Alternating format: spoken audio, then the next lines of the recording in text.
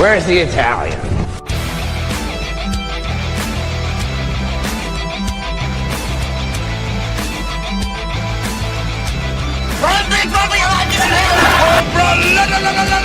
It's over 9,000! What?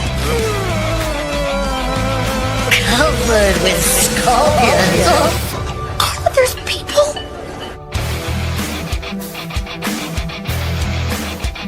Weird. We can't all make declarations of hatred at the same time. Hi, everybody. There are dozens of us. Dozens! 你好中过比较细呢，我爱更尊重中。Shield up. There's nothing sacred about space! Disappointed! Alton, help me up onto his casket so I can dance on it.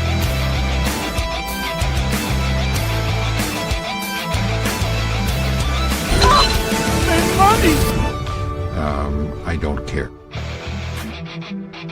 But how did you ever find us?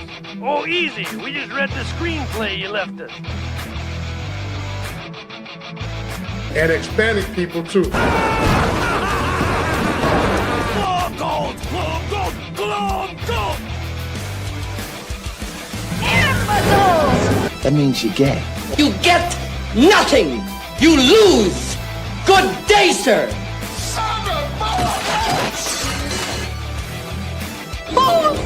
I'll help you. Everything is sexist, everything is racist, everything is homophobic, and you have to point it all out. Just when I thought I was out, they pulled me back in. Huh? Zappuccino. Hi, everybody. It's Thursday. We're here for the M forecast. I hate this intro part, as you probably know from the last couple times I've done this. So I'm going to get right into getting the guys here with me because they give me peace. In no particular order.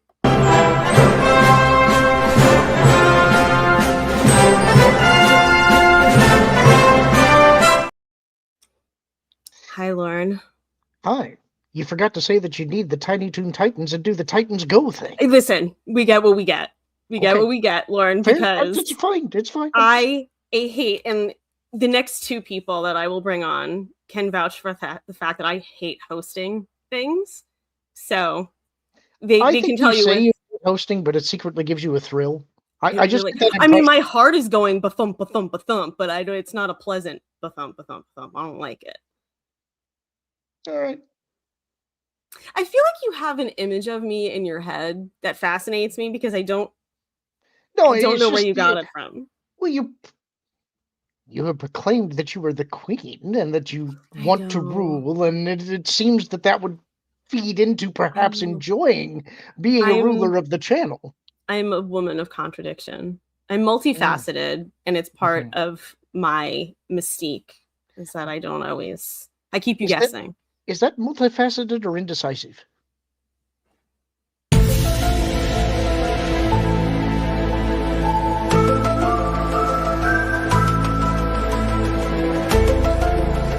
It may be ambivalent. Deep thoughts. I made a decision there to bring in Martin. Evening. Hi, Martin. And can you or can you not vouch for how every time Nolan, our next friend up on the docket, is like, hey, Trish lost, guys, let's host. And I'm like, I don't want to do it. Why do you make me do it every time? Yeah, she'll pick a topic, and then, like, just before we start, he goes, yeah, Trish, you do the intro. And I'm like, because I hate it. And I'm like Marv has a whole thing. He's got a whole shtick that he knows in his head that he says. And I'm just like, bleh, word vomit. So, you know what? Let's bring on Nolan so, he can help ease at least this little bit of hosting since he doesn't always do it with Lost Guys.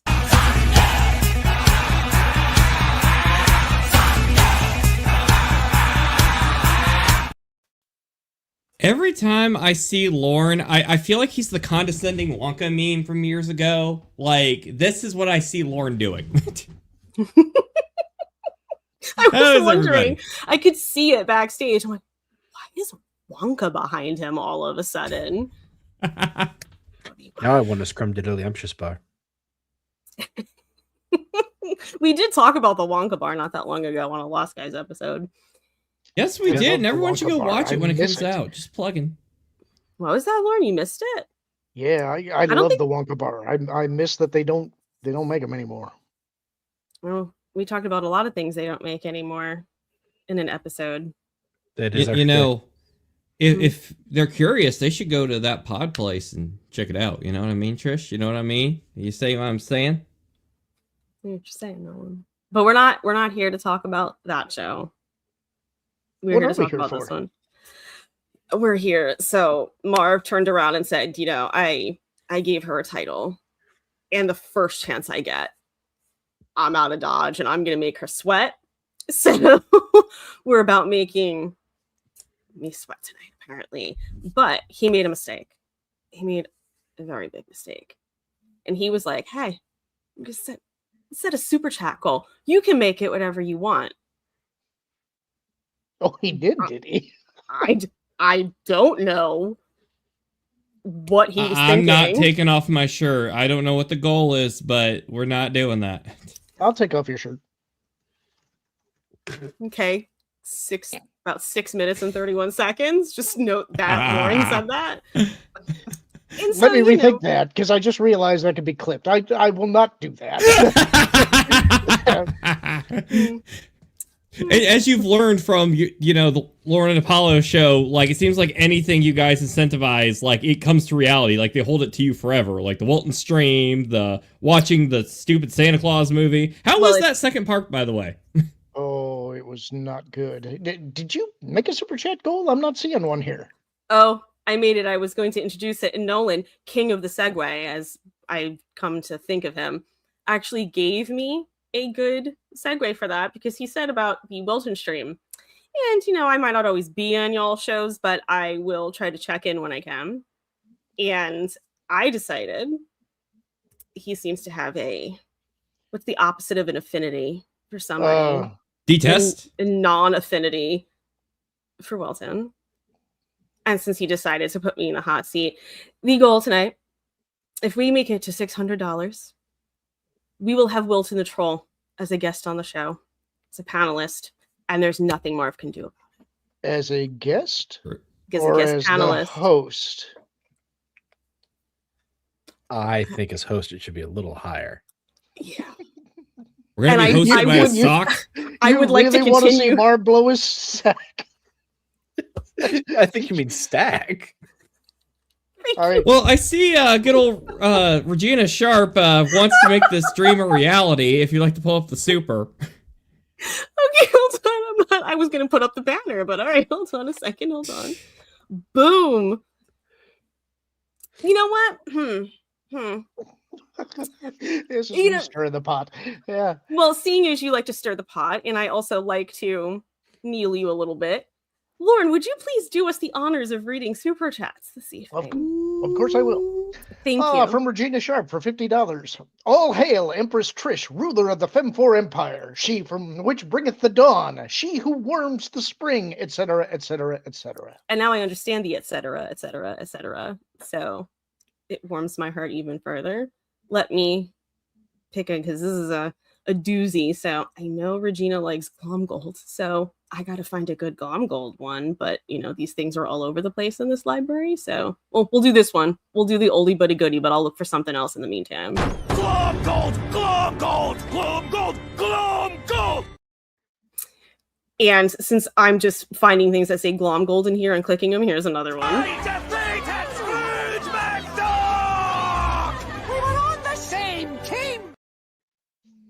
And then, I just can't help but think of, like, when you start a new job and you have those really terrible training videos you have to do before you work on the project. I'm like, you're the new host of M4 Podcast. At this time, you must insert a Glomgold clip, and it must be of this many seconds long. And then, of course, there's this one that we play for particularly generous super chats. All I do is win, win, win, no matter what. Got money on my mind. Everybody hands go up, and they stay there, and they stay there. Nolan's like, yeah. Nolan, who I just realized was not here last week. Hi. Hi, you were not here last week, and I felt I didn't it, buddy. die. I mean, that wasn't a possibility. Oh, it's a Do you guys Anyone else thinking remember, that? It's always a like, possibility. on old school YouTube, whenever someone took a several month break from uploading, people didn't assume, college, life, family. No, people would just assume people were dead. Like, someone would always comment about that, and I never understood it. Well, I don't know croak all the time. what people you were hanging out with. Don't mind me. I'm double tasking here, trying to keep track for this goal because we don't want to slip up on the potential opportunity to have Wilton here. So, with that being said, oh wait a minute, I gotta put the banner up. Look at that! I've never done a banner before in my life. How proud are you guys? It's Slay, Queen. Thank you. Okay, so the first one up. What are you laughing at, Lorne? I don't remember hearing that, but okay.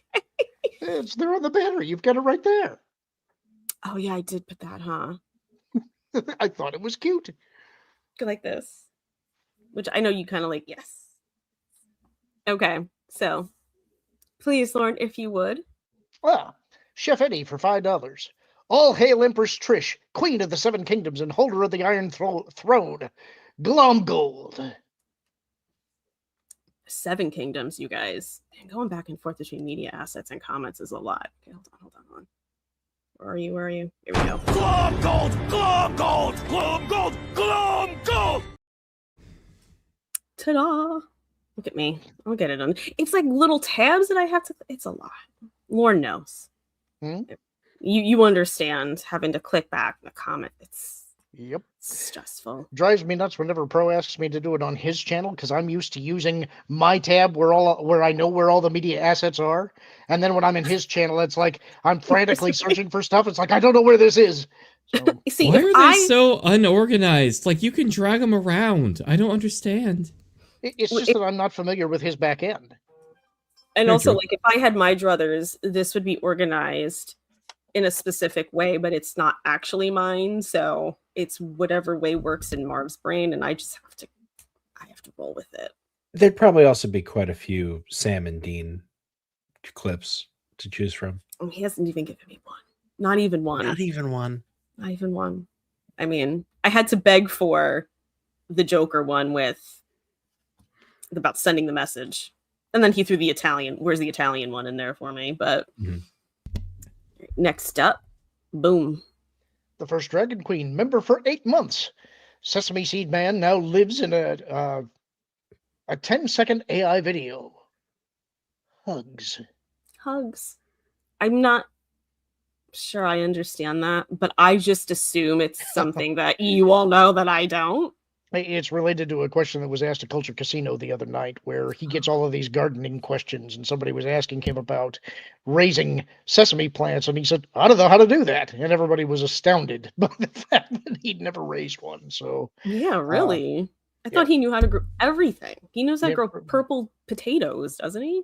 Yes, he does. Yeah. Personally, I'd just grow a regular potato and dye it purple, but I guess that's what makes us different. What actually seems like more work? Growing a purple potato if it has a specific way it needs to be grown, or growing a regular potato and then going out of your way to dye it purple? Spray paint it. That's not edible. You take the peel off. Well, see? depending on the dish. I thought the potato, not the peel. I thought like the potato was purple. Yeah. Well, right? No, it's the skin. The flesh of some potatoes is different colors. Yeah. That's right out. No, I will not. Haven't you ever seen a sweet potato? I despise them. But I mean, they're orange. Yes. And then regular potatoes. They are false potatoes.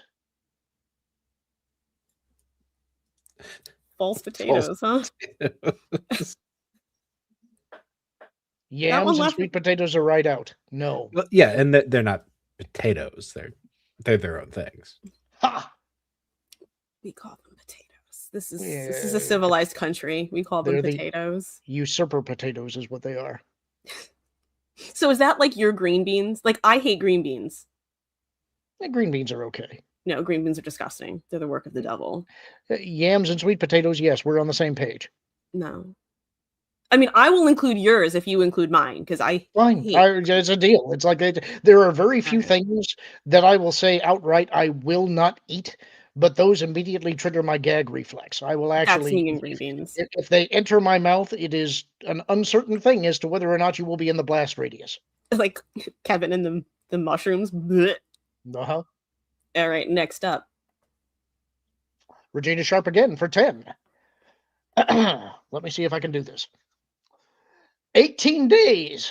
Les et les bon temps de rouler. This message brought to you by Glob Gold, Glob Gold, Glob Gold, Glob Gold Incorporated. Always has been, always is, always will be. 16 minutes to clip that, because that was terrifying. And since he so aggressively acknowledged Glom Gold, I'll play another one for you. Okay, if you want to be a winner, just follow these 3 rules. I'm already a winner! Nobody tells Flint on Glom Gold what to do! You're fired! I try to make them different, because I'm like, he's got a number of them here, but are all the Glom Golds in one section? No, they're not. Okay, next up. If I will stop scrolling like this. Okay. Pastor and Muppets, member for 14 months. We are 10 episodes into season 15. We had a busy 2 weeks. What I love about this is I know that this means Supernatural, because how many shows have a season 15? Like, he need not say what show it is at this point. I don't even remember.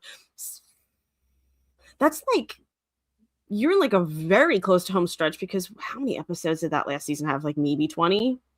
So you got like half a season left, and that's it. You said you had a busy 2 weeks. I feel like that's still far to me. I don't remember the last place you were, but I don't even think it was season 15. Maybe I'm just old and not remembering, right? Probably that. Netflix and chill, baby. Liquid Fox for 2 Canadian. Time for the best podcast with the best mods. That's right. Go including Liquid you, Liquid. Fox. Whoa. I'll include Liquid, because Liquid doesn't think I see everything, but I see everything. So he doesn't know that I saw. I'm going to show her not everybody is a willing subject. I did see that in one of Marvin's game streams, Liquid. So just, you know, be on your toes. Be on your little fox toes, because I see more than you think I do. Just like... Fox toes are adorable. Just like I saw in the morning show, you all not being sure if I loved Veronica Mars or not. That was a fun one. I was like, when I speak, does it register at all? Well, or no? The thing is, I remembered you mentioning it, and I remembered you liking it, but I wasn't sure if you loved it, because it's not one that you talk about a whole lot. Because that's true. Yeah, because it's, again, Martin knows a little bit, because Martin's familiar with the show. Where would you rank it against the other ones that we know that you like? We know you love Supernatural. Supernatural's 1. That's like number 1. Okay. I love it more than Gilmore Girls. Wow. Okay, so you like it more than I thought. Yeah. But it also had a shorter run than Gilmore Girls. Yeah. And I would say, see, it's hard because, like, again, so like everyone equates me with like Buffy, and I get it, but I would probably say I actually love Veronica Mars more than Buffy personally, but no one here really has seen it. So people here have seen Buffy. So I could talk about that one. I can talk Veronica Mars with you. You can.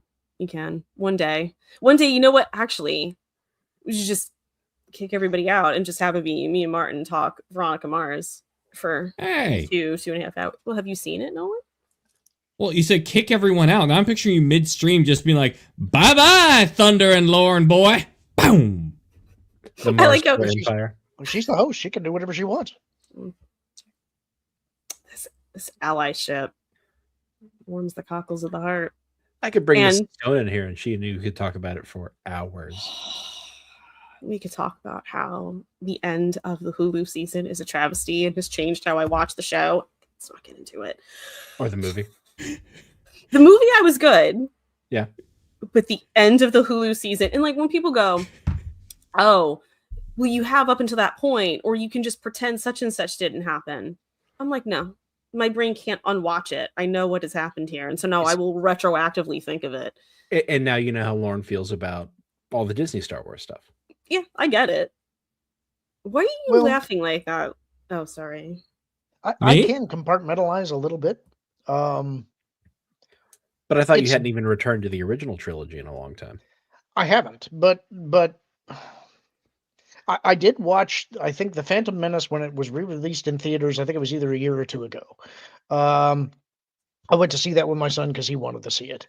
But I haven't watched any of the original stuff in a really long time. And it is largely because of the sequel trilogy. And so, I'm hoping that gets better over time. I have recently started playing Jedi Survivor, which has improved my mood on Star Wars a bit. So, we'll see.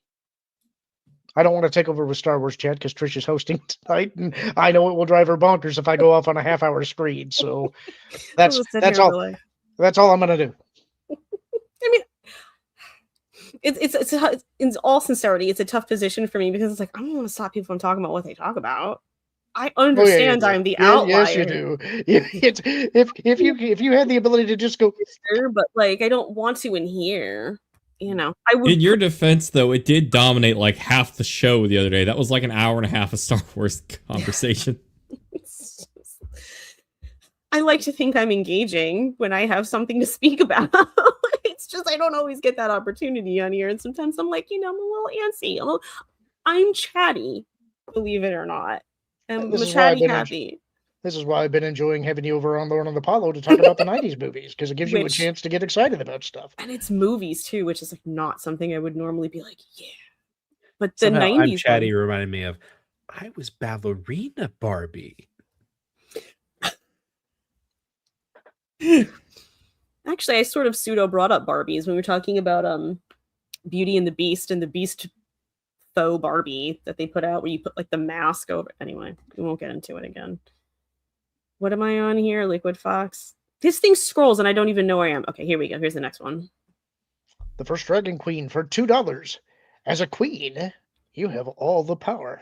And first Dragon Queen would know, being a queen herself. So, and it's nice to see. It's heartwarming for there to be solidarity between two, monarchies. Yeah.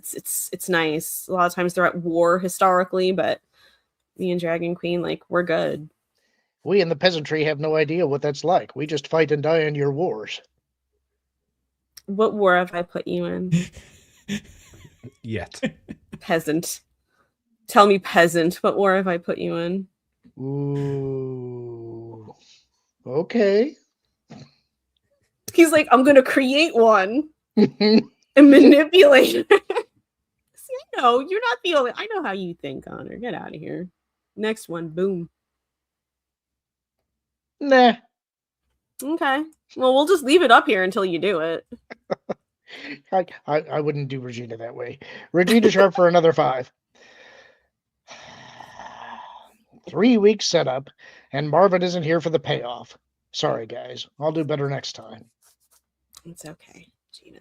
I'm sorry that I didn't know it. I'm also sorry to the next person, because I didn't see this until just now, because for some reason, I'm in the starred tab, and it shows up, but it doesn't show up. It's stupid, but this next one is a doozy, so thank you.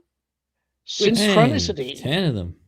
Gifted 10 really M4 generous. Empire memberships. It is, thank you, and if I would have seen that sooner in the middle of all of this, I would have absolutely cut in, but like I said, it does not show up the same way, so let's go to... All I do is win, no matter what. Got money on my mind, everybody hands go up, and they stay there, and they stay there. Can I tell you? I'm like, okay, let me get that message off of here. And the thing just decides to go, and I'm like, where is the one that is on the screen? So then it's up half the time I'm in the video. Makes me feel like I'm so stupid. Okay, next one. Uh-oh, the next one. We got to zoom in because it is the legend. Alby Booty Bay.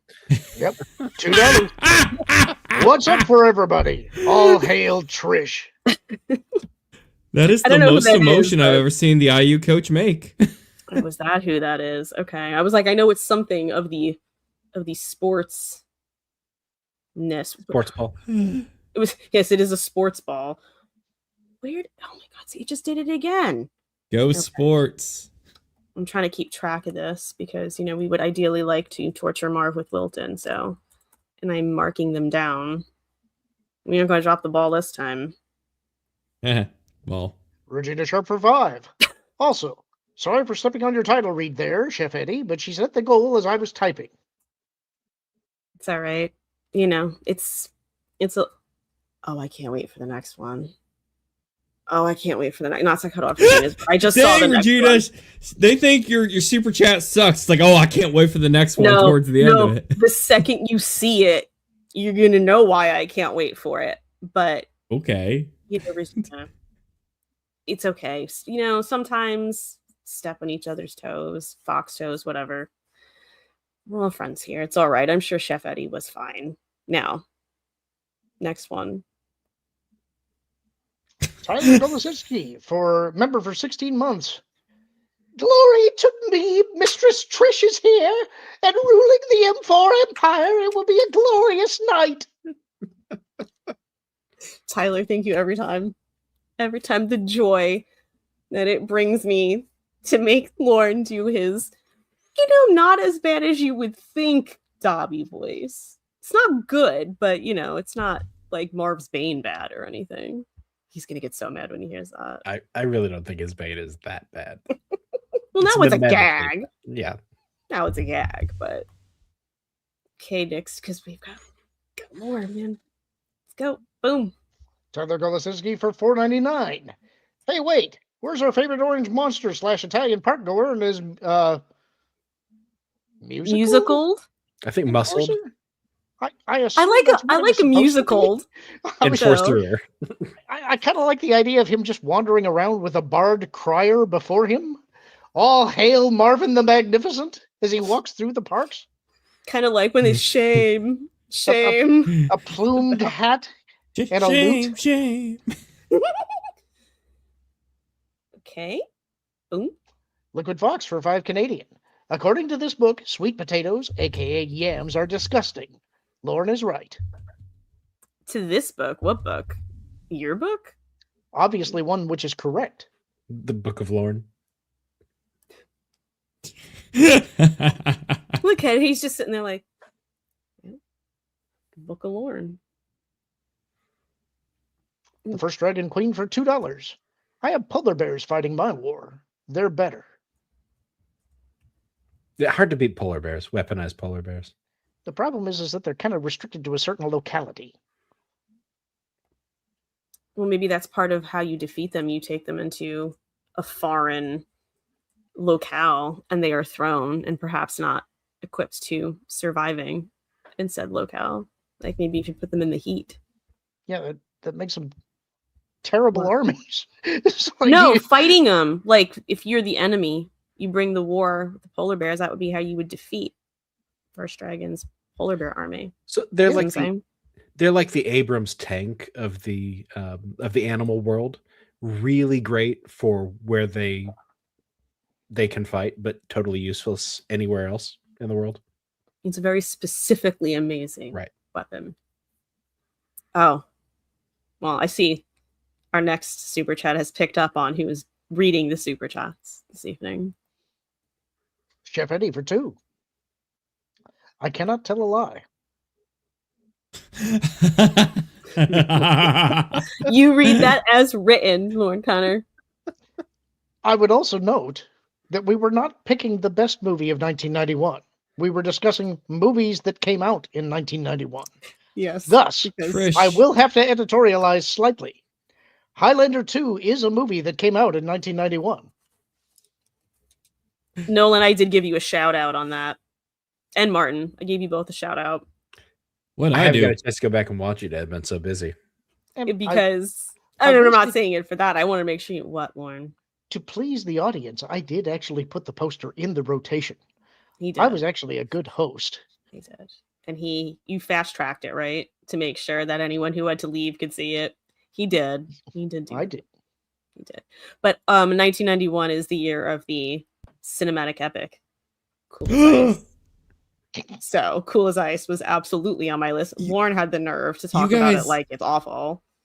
Absolutely missed. Recently, about a week or two ago, at work, I was talking to a coworker, and I was telling her that her and her boyfriend need to watch the cinematic masterpiece. And of course, I was referring to Cool as Ice, and I was hyping up that thing like mad. So I'm spreading the good word of Vanilla Ice. Don't worry.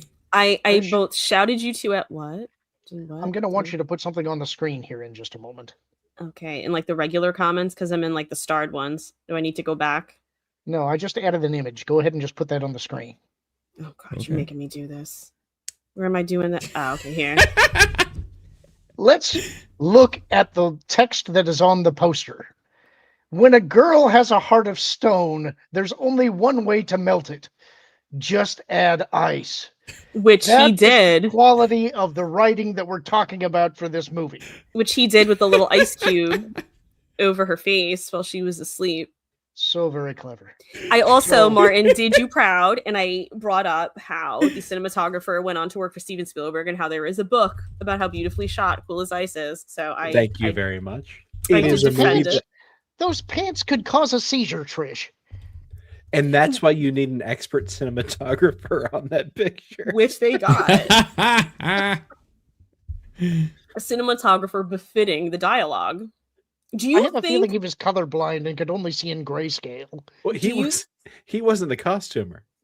I'm saying that to avoid having a seizure while shooting this movie, he couldn't possibly be seeing in color.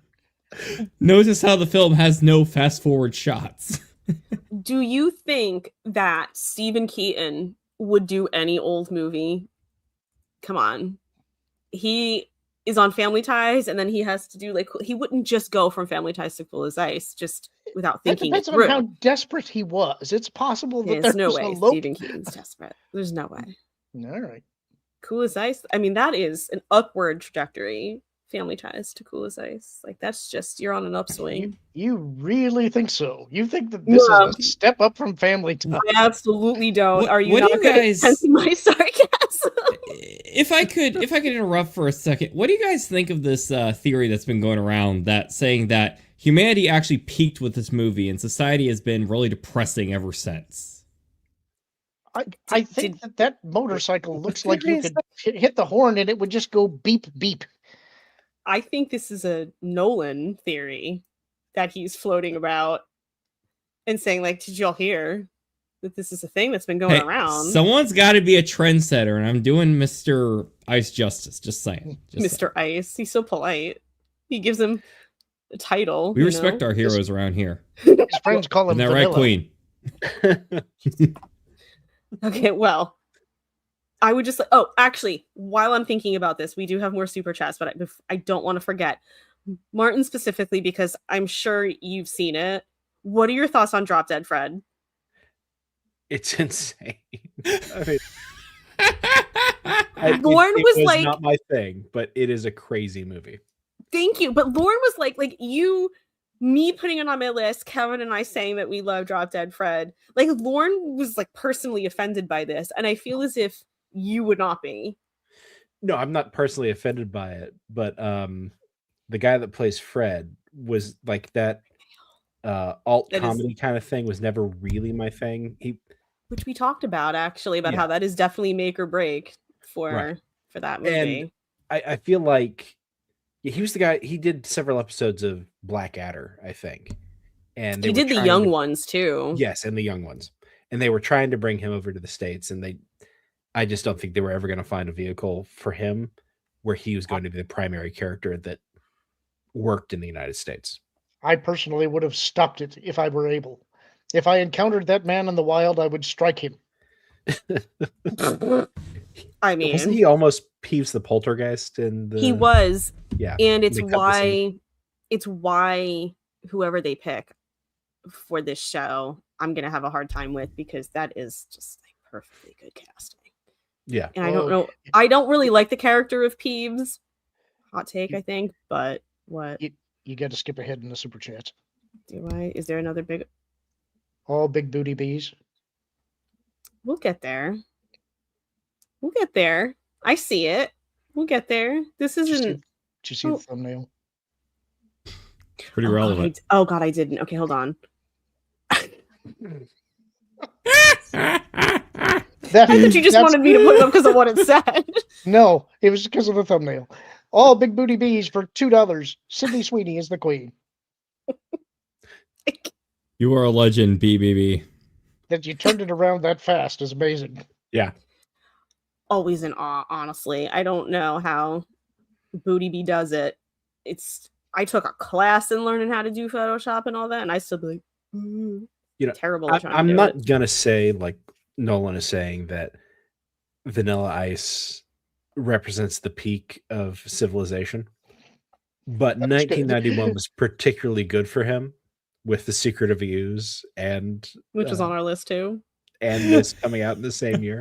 I also did name drop you again, Martin, because I said you would have appreciated Kevin's list because the chat was having a time with it and it was full of schlocky goodness. There was Jean-Claude Van Damme and Steven Seagal movies on it. Well, yeah, sure. Yeah. He's like, duh. I totally got why he had those on his list, but I was actually surprised at how little patience the chat had for it. And I was trying to be like, guys, you have to understand Kevin. If you understand Kevin, you would understand that these movies being on here makes all the sense in the world. But I need to stop sipping the haterade. Those are quality movies, guys. Quality. Seagal had like 5 remarkably successful movies in a row. And then he started directing.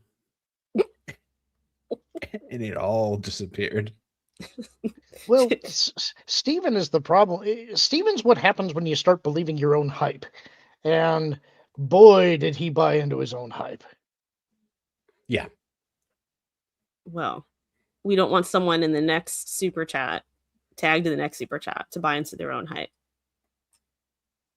Regina Sharp for 5. It's okay, Nolan Thunder. Half my super chats tonight are going to just be chats I can attach $5 to for the goal. I kind of like how this has been going because we've just been having a show of super chats. Like, it's consistent. I feel like I'm in one of those PBS broadcasts, where they're kind of asking for money the whole time. Like, let's make it to the goal, guys. That's the theme of this video, it seems like. Oh, it could be like Jerry's Kids. Well, and keeping with Regina, because the next one is also Regina. 4 or 5. Liquid Fox's 85's avatar is reading a book, y'all. I don't think I realized that, partially because I'm not, as you can tell by me not noticing Booty Bee's avatar, I'm not totally catching them, but also Liquid Fox has a tendency to change them. And so sometimes I'm like not picking up on it. I pick up that they're different, but I don't always remember the details. That's on me, Liquid Fox, I admit. But I would like to think that the avatar is reading the Book of Lorne. Lorne's like, not even a question. Definitely. It's definitely what he's reading. Okay, next up. Ruby Hoove gifted 1 M4 Empire membership. Thank you, Ruby Hoove.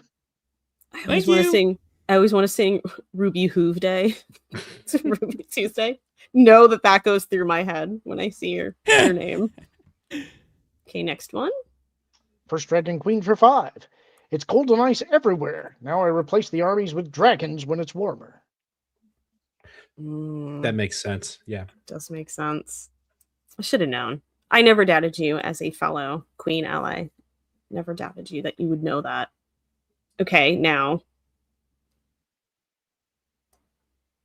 Chef Eddie for 2. Read as written, please. Let me think about this for a minute. It's either that or Drop Dead Fred. Pick one. You gotta say one. No, sorry. Cool as Ice is the second best movie in 1991. I got him to read it for you, Chef Eddie. Don't worry. Okay, I think, because we did. No, wait. One more.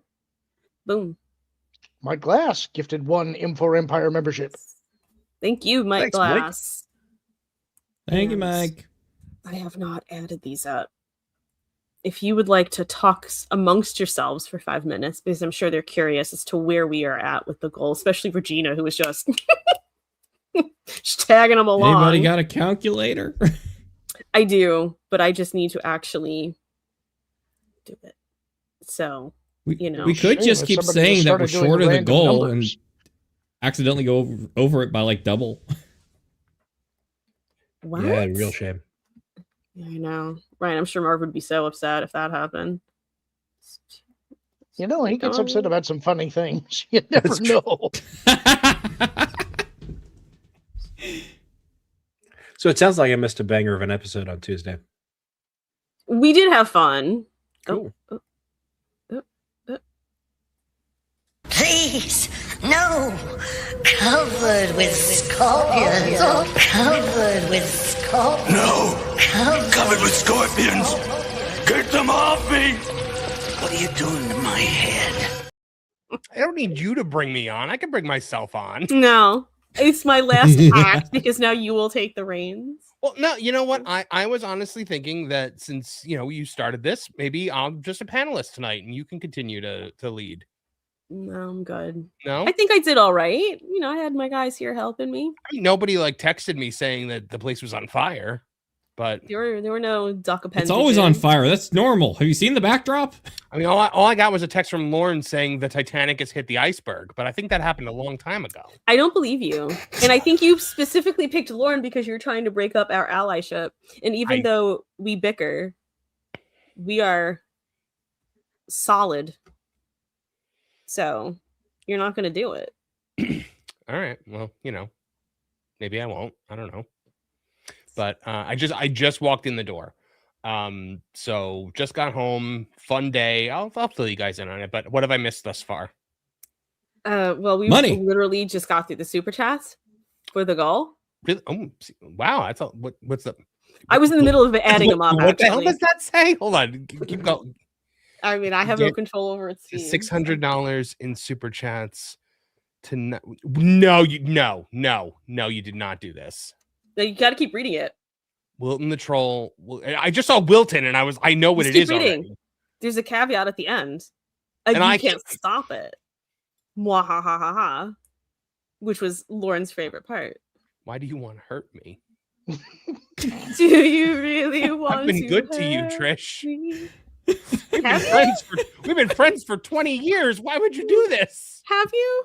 Like the time you called me Michelle McCool for no reason. When did I call you Michelle McCool? You have the memory of a goldfish. Did that happen recently? It happened like 2 episodes ago. 3 episodes. It's like, yeah. You called me. Really messed up. Thank you, Lauren. You also started. Thank you. Lauren was backing me up, and he's not a liar. So he's telling the truth. You can go back. It's on tape. Just like you were the first one to start comparing me to serial killers. So you compare me to the serial killer. That's how you started it. You don't even remember us having the conversation about how you started it. This is like forgetception or something. Like you're forgetting the last time you forgot this. It's trying to make that into one word, but forception doesn't seem right. Yeah, no. So wait, how much have we made thus far for the goal? I was literally in the middle of doing it. $143. Oh, okay. Did you add it up? Oh yeah, I'm a math whiz. Also, I read the chat. It's fine then. We're not gonna. Okay, thank you. Okay, thank you, chat, because it was juggling a lot for me. So wait, is that like counting the stuff have you read everything yet? Because I've seen a couple. Yeah, like literally, we read. Oh no! Wait a minute. Oh no! There's more. There's been a couple more. We read up to more. Okay, yeah. So I'll do it. Okay, so you got the 10 memberships counts as a 50, right? Yeah, we did that. So we're up to this one. Do you want me to still keep track since I'm already doing it? Yes, please. Should I keep reading them, or are you going to do it, Marv? I can do it if you want. All right. Tyler Galasinski for $9.99. Here's another bad sign for a superhero show. In this case, Wonder Man. 2 episodes and there is no superhero stuff going on. Almost like male She-Hulk, but it's Hollywood acting instead of lawyers. Guys, I'm actually going to watch the first episode of Wonder Man tonight, but people that I know and trust and respect have told me this show is actually good. I've heard the same. Yeah. No, like I was talking to Beardo today when we were in Universal, and he was telling me that he thought it was great. So then again, that might mean that it's bad. But oh my goodness, Regina Sharp with the $50. Marv, we're not gonna win this one. I am afraid this bank account is fully armed and operational. You are just one person, Regina Sharp. You are not going to get us to $600 by your. I don't know. Regina's carried a lot of weight so far. I wouldn't. You're literally cashing checks. So when Marv, like, somebody needs to clip that, because when Marv said $50, I could hear the bile rise up in his throat, like he was. But Regina, we thank you for the 50. That is hugely appreciated despite the Wilton of it all. It's over 9,000. Oh my goodness. All right, where were we? We were Tyler Golasinski, right? So we're on the next Regina. Yeah. Puts away matches and gets behind back. Oh, hey, Marv, were you lighting everything on fire? I like the cut of your jib, Regina. Wild and Crazy Bear, formerly known as XJ Cherokee Bear, says the T4 Empire featuring Marv. That's not a thing. That's not a thing, but if it becomes a thing, we'll merchandise it. And Liquid Fox for $2 says, I think it's time for the Queen's Jester, BRB. Shameless. What? Oh, no, we got that one. Never mind. Sorry. Oh, no, wait. There's another one. Another one just came in. Hold on. Hello. Regina. Tyler Golasinski for $4.99 says, maybe this Wilton stuff is a clue. People want Marvin to change into his orange Muppet form. And if not, we're getting that send in the troll. No, nobody wants that. A couple people in the comments do, but send in the troll. So I talked to I was talking to Ryan today, because where I was, guys, Geeks and Gamers went live from Universal today, and there's a whole bunch of us. And I said to Ryan when I got there, I said, hey, Ryan, remember last month when you told me that my channel was gay cringe? And he's like, yeah. I'm like, well, I was like, that kind of lit a fire under me to like change the channel. And in the last month, I've gained 1,000 subscribers, and I'm looking at a very, very profitable January. So Ryan said to me, I'm bullying you into being the best version of yourself that you can be. Now go to the gym. I said, now I'm going to come back next month and I'm going to be swole. I abuse you because I love you. Yeah. No, it was funny. I just picture that Doge meme where he's like jacked, but it's Marv. But yeah, now some people say that they want the puppet back, and I'm like, guys, if you had the puppet, you wouldn't be getting all the content. Like, I didn't have the puppet, like I wasn't making content with the puppet because I didn't have time to make content with the puppet. Now without the puppet, I can make 3 videos, and half the time one puppet video takes to make. So, it's you take, and the puppet will be back in the future. He's going to come in and do some scripted things, and I have some plans for things like that. But it's not. Whoa, Wild Man of Yavin for $200. Oh my god! My. Just to add to it, Wild Man of Yavin, what are you doing to me? Just to add to it, where are we at now? Trish, where are we at now? Too high. The chat did it last time, so I stopped counting it, and then we got more in, and then Hold on. I'll tabulate real quick. Well, but Wild Man of Yavin, that is incredibly generous and a little mean-spirited, because they're giving money to make me suffer. Gosh, I wonder what that's like. So, you know what? Since you guys are mutinying against me tonight.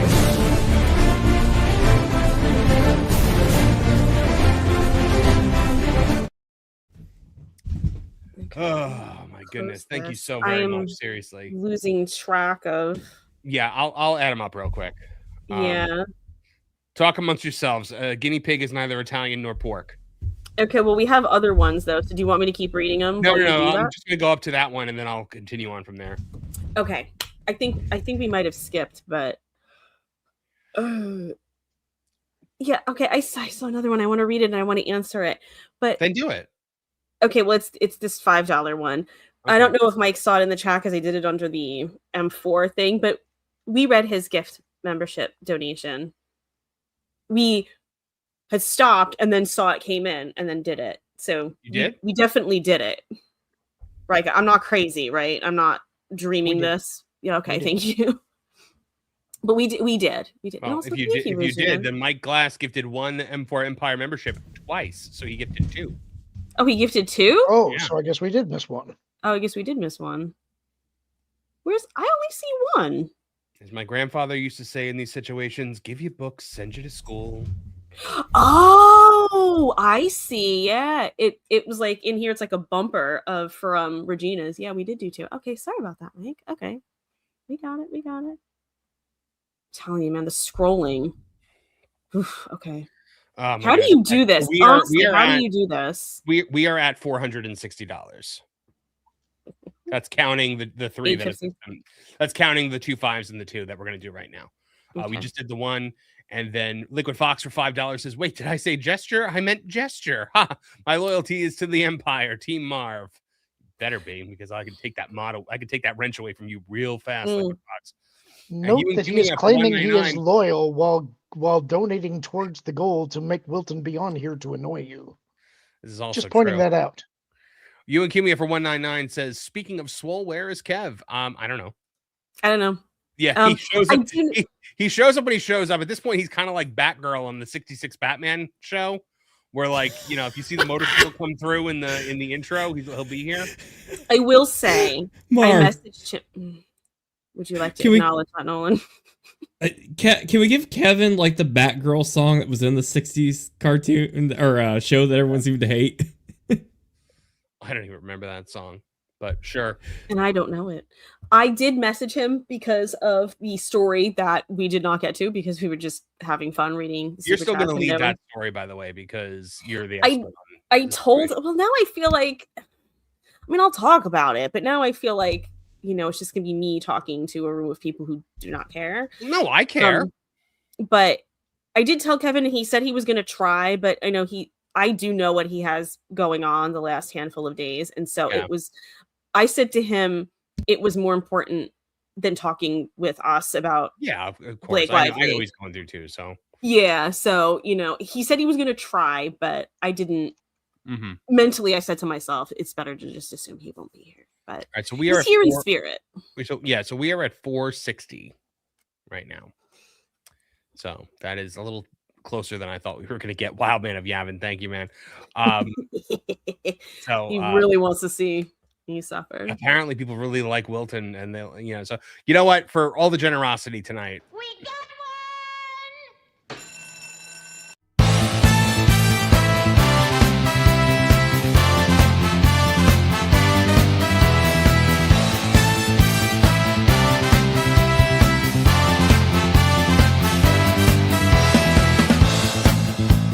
Please, no. Covered with scorpions. Oh, covered with scorpions. No. Covered with scorpions. Get them off me. I would just like to say Trish danced through the entirety because I could see everybody. I was going like clips. this. Yeah, Trish was dancing, and then when the cover with scorpions things hit, she just had like a full body like melt. Like because he did it because I was having fun dancing. Maybe. Was she like those things they have in front of used car dealerships where you inflate them and they go flopping in the air and then they. Hold on one second. First Dragon Queen for $20. Evil Sesame Seed Man strikes.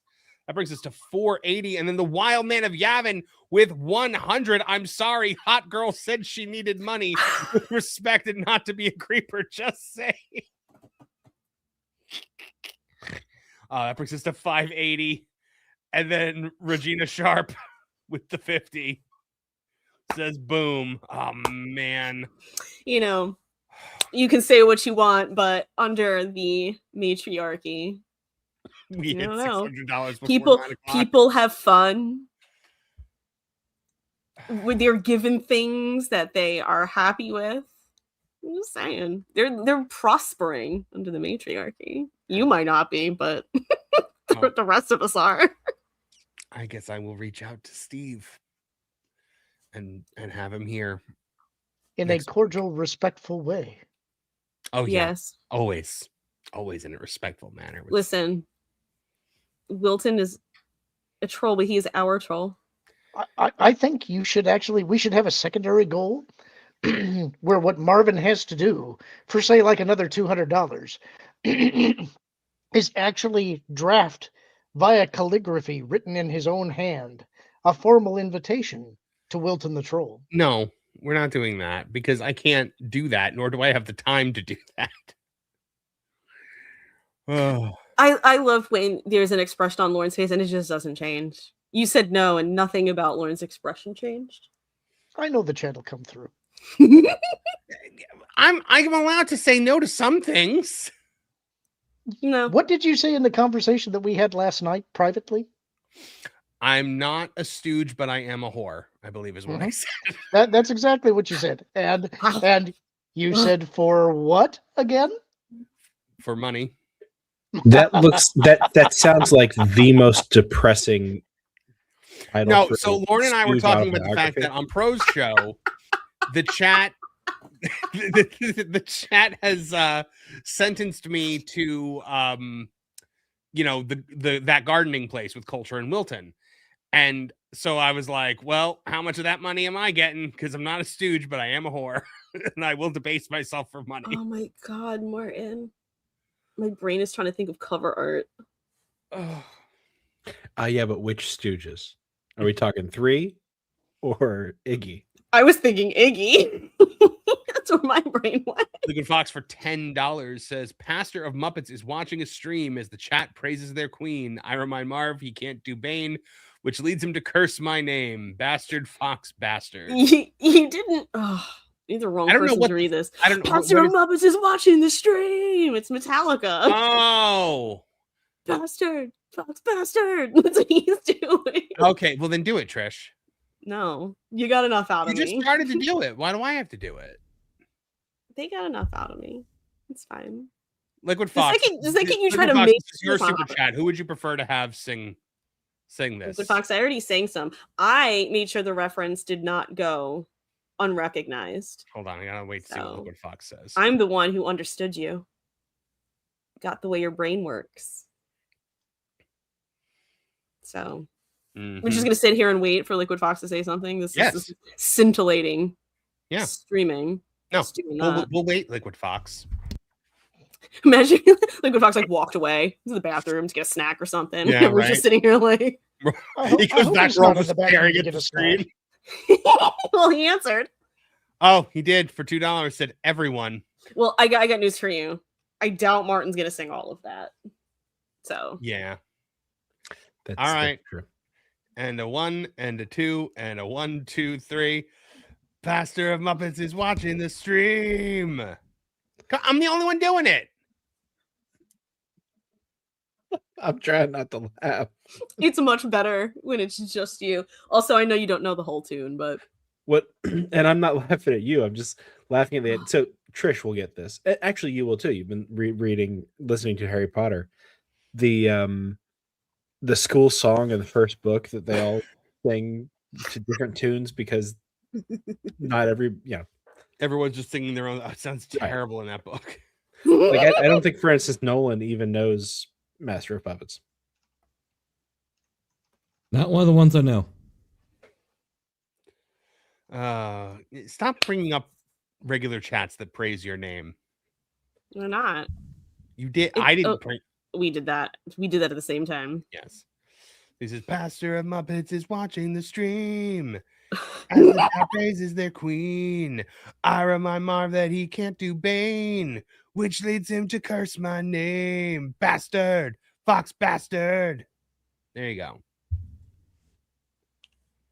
What did I do without you, Trish? You also missed Lauren having to do Dobby voice again, so it's been I missed that. Thoroughly entertaining for me this evening. Thank you, everybody. I'm glad you're having fun tonight, Trish, because next week you're gonna have to deal with Wilton.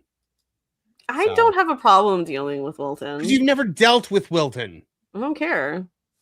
I'm not a wimp. I can handle it. I'm not a crybaby crying over Wilton. Look at Lauren laughing. Ask him to tell that joke he knows. Yeah, tell your one joke. Oh my goodness. We are also making Ewan Cumia a moderator. So congratulations, Ewan. I would have done that the other night, but he wasn't. It was like the one time that I couldn't find a chat from him in the stream was when I was making mods. And so he was a mod on the gaming channel, but not on this one. So now he is. So is it like getting knighted with the sword, except it's a wrench? Yeah, essentially. I dubbed the Sir Ewan of Cumia. I did liken you It's to actually Oprah. a deeper lean because you don't have as much reach. This is true. I feel like you got very thrown by. I did. So I can tell you, but so yeah, if you guys get a chance, head over to the Main Geeks and Gamers channel sometime tomorrow or something and rewatch the stream. I'm in it a little bit. I'm not in it a lot. I'm still new, so I still feel like weird, like jumping in front of the camera and taking the mic when people want to see, Jeremy Ryan, Krista J, like those guys. So, but I'm in it a decent amount. Valiant was there, so hung out with Valiant for a little bit too. And then after we were all done, we met up with some other folks that you would know. I don't know if I'm allowed to say who was there, but we had a nice time. We had a decent time. Had dinner at the Hard Rock. So yeah, it was all good. It's a fun day was had by all. But Wow. I digress. I don't know. You saying that made me think of a Beatles song, but I won't get into that because we're an hour into the show and we haven't done a single story yet. Single story. We haven't even talked about what we've been watching, listening That's to, fine. playing. Nothing. So, and yet, I feel like it's been a time. I feel like the chat is having fun. At the end of the day, all that matters is that the chat's having fun. Well, yeah. You've found a way to tap into their masochistic tendencies. Yes. Or sadistic. Is masochistic the one when it's yourself? Masochistic is yourself. Sadistic. Is when it's somebody else. You're masochistic. How am I masochistic? Because you're willing to put yours. I know, but you're going to do it. Well, of course I'm going to do it. I'm told you I'm a whore. Martin's kids can't listen to this one. Nope. I guess not. Oh, sorry, Martin. I didn't know your kids listened. Now and again. Yeah. Pick the box for 5. Says, also, I wish to give my modship to Regina. I believe she deserves much more than me, even though I'm the 8th best mod right behind Trish. Do that. Give Regina the wrench. And then Fox will no longer have mod powers and I will. And he will rue the day, he said, right behind Trish. Wait a minute. As if I were the 7th best mod. So why does it have to be one or the other? I don't know. But he said it. So why not give the people what they want? That's what he wants. What do the people want? He, being one of the people, wants He to doesn't give want. his He mod doesn't to actually want to give up his modship. No, he doesn't. But he said it. You gotta watch what you say. Fox. You know? By the way, speaking of my family watching or not watching these, the other night on Lauren and Apollo, when you were discussing Lara Croft, Mrs. Stone was particularly tickled by the discussion of bazoombas and plumpies. Plumpy? Yeah. Plumpies is my favorite. Thank you, King of Queens. Regina Sharper 5 with a wrench next to her name says, "If elected, I will not serve." Well, Regina, I gave you the wrench. If you don't want it, I'll take it back. But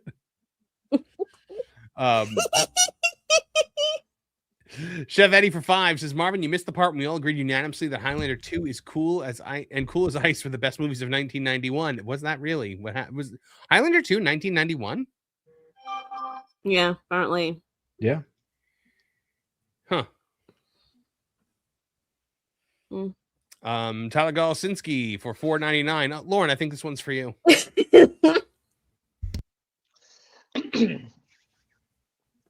Dobby believes in Marvin. Marvin twice? Yeah. Marvin is superior. It's like Mario. All right. Marvin is superior. Wilton is inferior, especially when Marvin is in jacked form. How did you not know how to read that? Dobby believes in Marvin. Dobby believes in, I believe in Martin, but Dobby believes in Marvin. Marvin is superior. Wilson is inferior. Because it's lacking punctuation. It is lacking I punctuation. mean, it is, but come on. What do we want there, You're though? intelligent. Semicolon, comma. It would have to be a semicolon because Wilton is inferior, comma, especially when Marvin is in jacked form. Well, I was thinking Dobby believes in Marvin, and we need something there, and then Marvin is Yeah. superior. So it'd be semicolon, and then Marvin is superior, semicolon, and then Wilton is inferior, comma, especially when Marvin is in jacked form.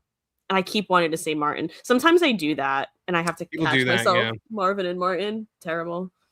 How dare you two have such close names? Sean, artist formerly known as John, says, "Make me a wrench." No. Also, did you see the photos Henry Cavill put out for the new Highlander movie? They look did. great. Don't make Lorne sing, please. I had that as a story, you know, when you were like, he was like telling me, like, oh, you know, depending on how long you would be, he's like, see the Blake Lively story, I have 3 more stories set up. I have 4 tabs open, didn't get to one of them. But one of them is Henry Cavill showing off his first look at Highlander. I did see that. Yeah, we can hold on, let me pull up this story. And I really don't care that it's about Highlander. Just full disclosure. You just like that it's about Henry Cavill. Oh, absolutely. And I was like, I literally looked at it and went like this. I'm like, this is something everybody but Lauren can talk about because it's Highlander for everyone else. And then it's Henry Cavill for me. So only poor Lauren doesn't care probably about Henry Cavill enough to want to talk about him, but then doesn't want to talk about Highlander. When my sister found out that Henry Cavill was going to be in Highlander, I said, yeah, that's cool. A guy from Jersey's going to do it instead of a French guy. And she's like, he's from Jersey? And like, yeah. Like what part? Like in Newark? And I'm like, no. Jersey, the island. Old Jersey. That's funny because when you said that, my first thought was, wait, he's from Jersey? And I knew exactly what you meant. Liquid Fox for $2 Canadian says, "Ugh, I'm sorry, Trish." Look, he's got a little jester hat on now. Love it. It's great. Let's see. I feel like there's, in a really great way, for a really great reason, we were completely thrown off our accents. And now we're just kind of like, well, do you guys want to get into an actual story 1 hour into the show? I don't know how much of it's about us or how much is about them. Them being the chat, honestly. Yeah, I mean, we'll come back to the chat after the story, but let's talk about this for a minute. Because Ryan Reynolds pushes for Deadpool 4 as Blake Lively's legal fallout threatens his Hollywood image. He's threatening his own Hollywood image. I'm sorry.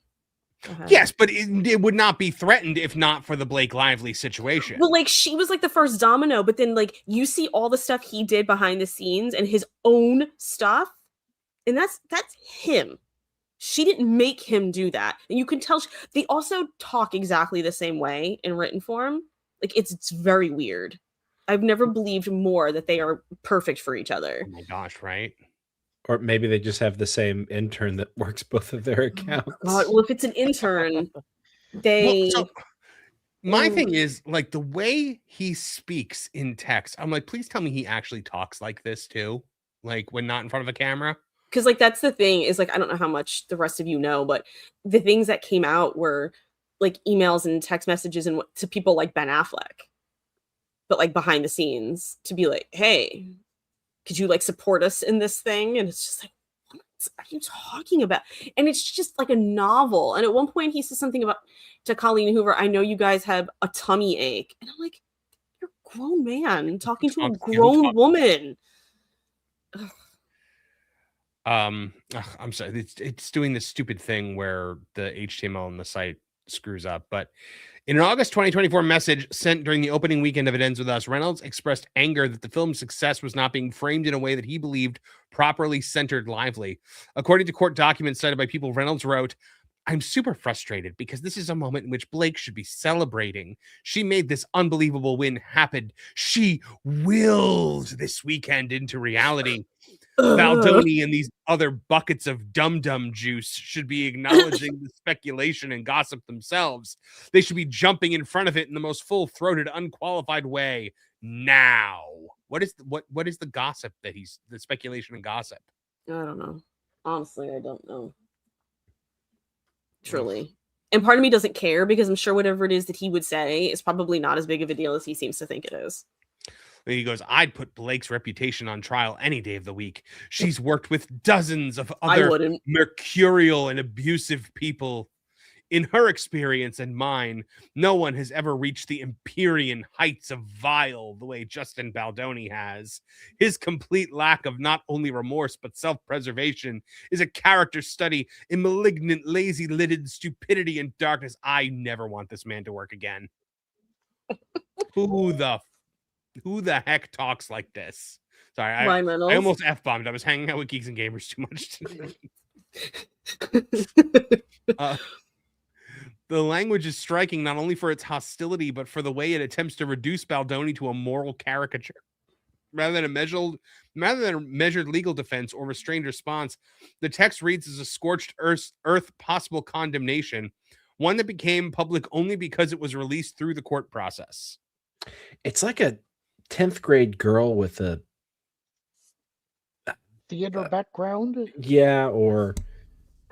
Oh, this is 100% theater kid stuff. He's just so cringe, as the kids say. Like, you read it and you're just, I was getting secondhand embarrassment. I read a comment on the post that I saw it in that said, how did it go? He sounds like someone who wears a fedora in high school. Something like that. This is the way you talk when you are a person who is surrounded by people who are not allowed to question anything that you say. Or you have a thesaurus app on your home screen. No one is going to say to him, that was the gayest text that's ever been sent. Even though it is the gayest text that's ever been sent. Nobody is going to say that to him, but at the end of the day, that's why he's talking like that, because he's not worried about anyone calling him out on anything. And I got news for Nolan. His girl, Taylor Swift, does not come out looking much better in any of the messages that she exchanged with Blake Lively. Taylor Swift here? What? Some of her messages, alleged messages with Blake Lively came out, and they were ridiculous. I would have to look up the post that I saw it in on Instagram. I saw one where she was just like, "You're the coolest person on earth," or something like that. Yeah, Blake said something like, "I won the lotto because you're such a great friend," or something like that. And Taylor was like, "No, I won the lotto because I get to be friends with you and you like me." And you're like, ugh. Girl, you are. When did this happen? I thought she ghosted her. This was way before she ghosted her. Yeah. So now Taylor has ghosted her, and Blake was apparently groveling to try to get her back. Yeah. Smart move by Miss Swift, I'll tell you that. Well, so apparently she didn't look all that great. Not only was Taylor dragged into this, but Hugh Jackman was apparently dragged into it too, I heard. Mm-hmm. Well, because he's really good friends with Ryan Reynolds, isn't he? Yeah, well, so now, from what we heard, we were discussing on Pro the other day, is apparently Hugh Jackman is distancing himself from Ryan Reynolds. I mean, on the one hand, I'm like, yeah, great friend. On the other hand, I'm like, yeah, of course you had to see this coming. They are toxic to be near right now. Mm-hmm. I wouldn't want to have anything to do with them either. This stuff has been in my X feed because I've been experimenting a little bit with using the For You tab instead of the what I subscribe to tab or timeline or whatever it is. I'm going back because just the For You tab is all these people from both sides who are just like dead set that their guy, the person they're backing, is one that's totally innocent in all of this. Mm. Yeah, it's like in my head, there's always this understanding that it's Hollywood. So, I mean, think about what we're dealing with here, just in general. So, but sorry, I just saw an interesting comment on this. Yeah, you don't look like Alanis Morissette. Don't worry. I mean, I don't. It's not like the time someone was inebriated and, as a compliment, told me I look like Amy Winehouse, and then saw my face, and then started insisting, "No, I meant it as a compliment." And then I was like, really offended. My friends like, "He's drunk," and I'm like, "That means he meant it." That was my logic, and I don't read it like that. But I just depending on how drunk, it also might mean he couldn't see straight. It was just one of those things where I was just like, what? I didn't have my hair up in like a beehive or anything. I was like, I don't know where you're getting this from, but I knew things were getting out of hand for me health-wise when I was in like my early 20s, people used to say, "Oh, you know who you look like?" You know, like Travolta or like Stamos, because I had like that Stamos hair back then.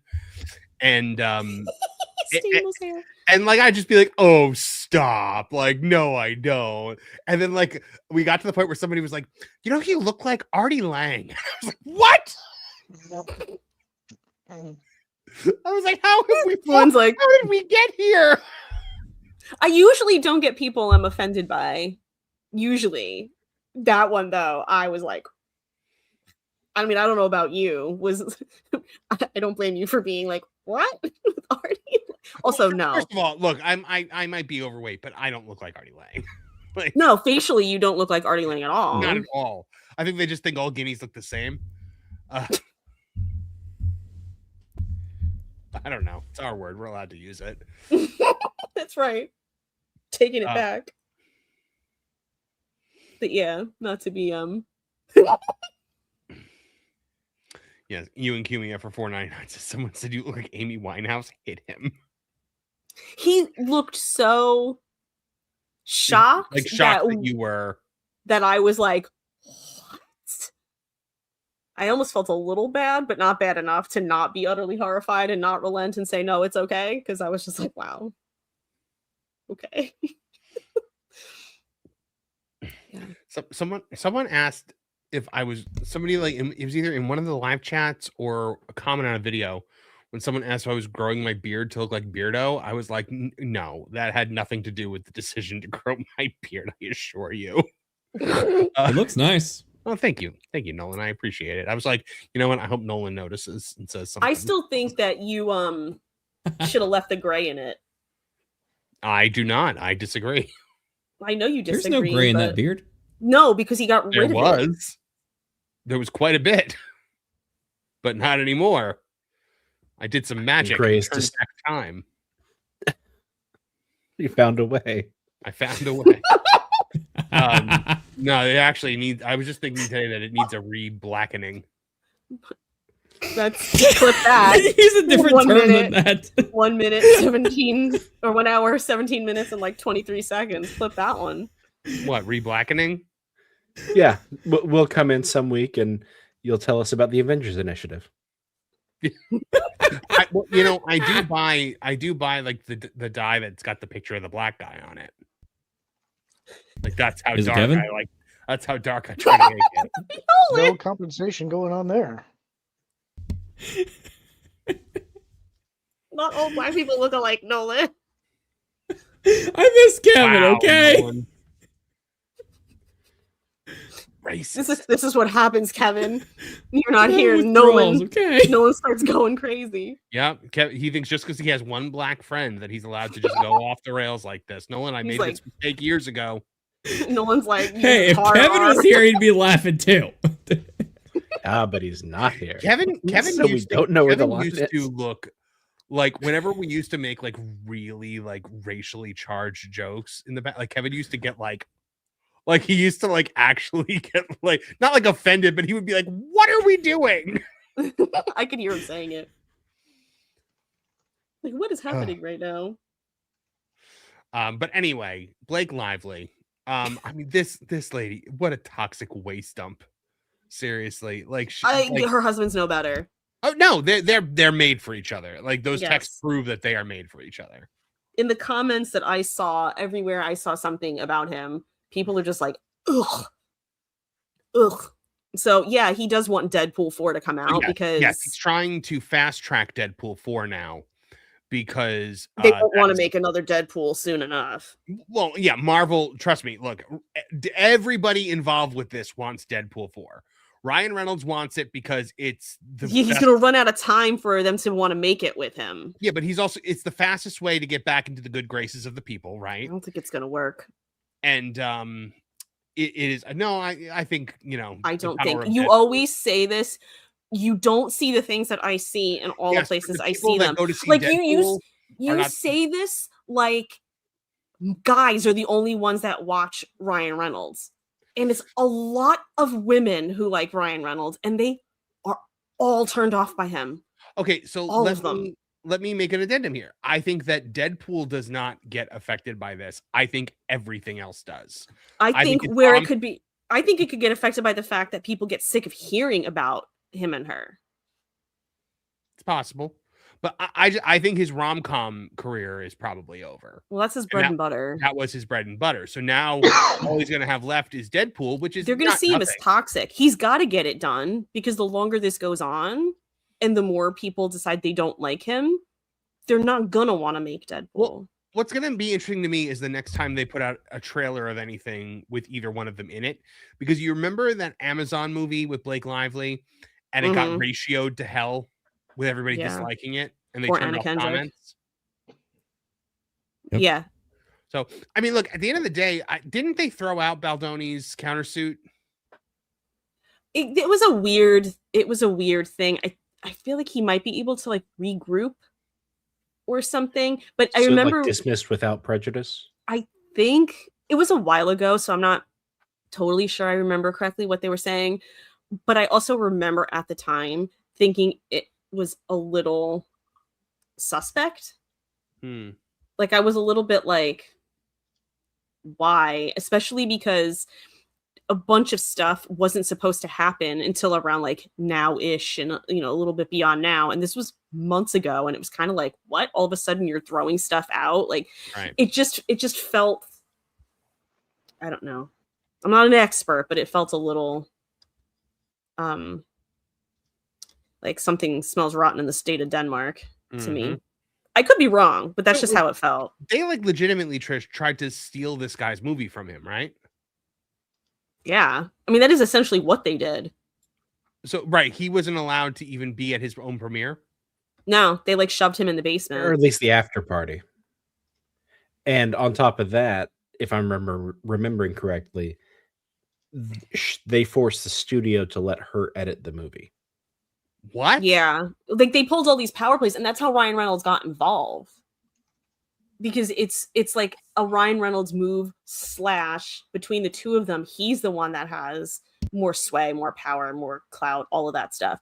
And so he got involved in this power play because she inexplicably thought this was going to be like, I don't know, the movie that got her, I don't know, awards or acclaim or something, which I'm like, it's a Colleen Hoover book based movie. This was never happening. But he was just in the thick of it. I think he even rewrote a scene. It was ridiculous, the things that they did. How do you just steal somebody's movie from? I don't understand. Like, it is just absolutely vile. And like, and it's not just he was the director. He bought the rights to the movie. Like, right. He had a lot to do with it. It was very much so his movie to make. And they just steamrolled over him. And then, depending on how you feel about what they say he allegedly did, theoretically, potentially, allegedly lied about it. I don't know. Well, so I think that Blake Lively thought, like, she made the same fatal error that Amber Heard made, where it was, I can say whatever I want about you and weaponize my words because people will believe me because I'm a woman in Hollywood. And we are in a post-Harvey Weinstein world. We're in the Me Too era. And because of that, people are going to believe me and believe what I say. Only to find out it don't work like that way. It doesn't work like that anymore. People saw through it. Yeah. Amber Heard, and when they were able to prove in a court of law that Amber Heard was lying through her teeth, that entire movement shattered. But again, because my X feed, there are people out there who believe, like down to their core, that the reason Johnny Depp had a resurgence in his career was because Amber Heard was popular enough to make him popular again. Which is, and I think it was that people felt bad for him. Well, I actually think, thank you, a lot of these Hollywood couples, sometimes the contracts are package deals. Like, okay, I will do this movie for you if you put her in something. I think with Johnny Depp and Amber Heard, I believe he essentially got her the role in Aquaman. I wouldn't doubt it. And then I mean, Warner Brothers I fired think him it's from Fantastic yeah, Beasts.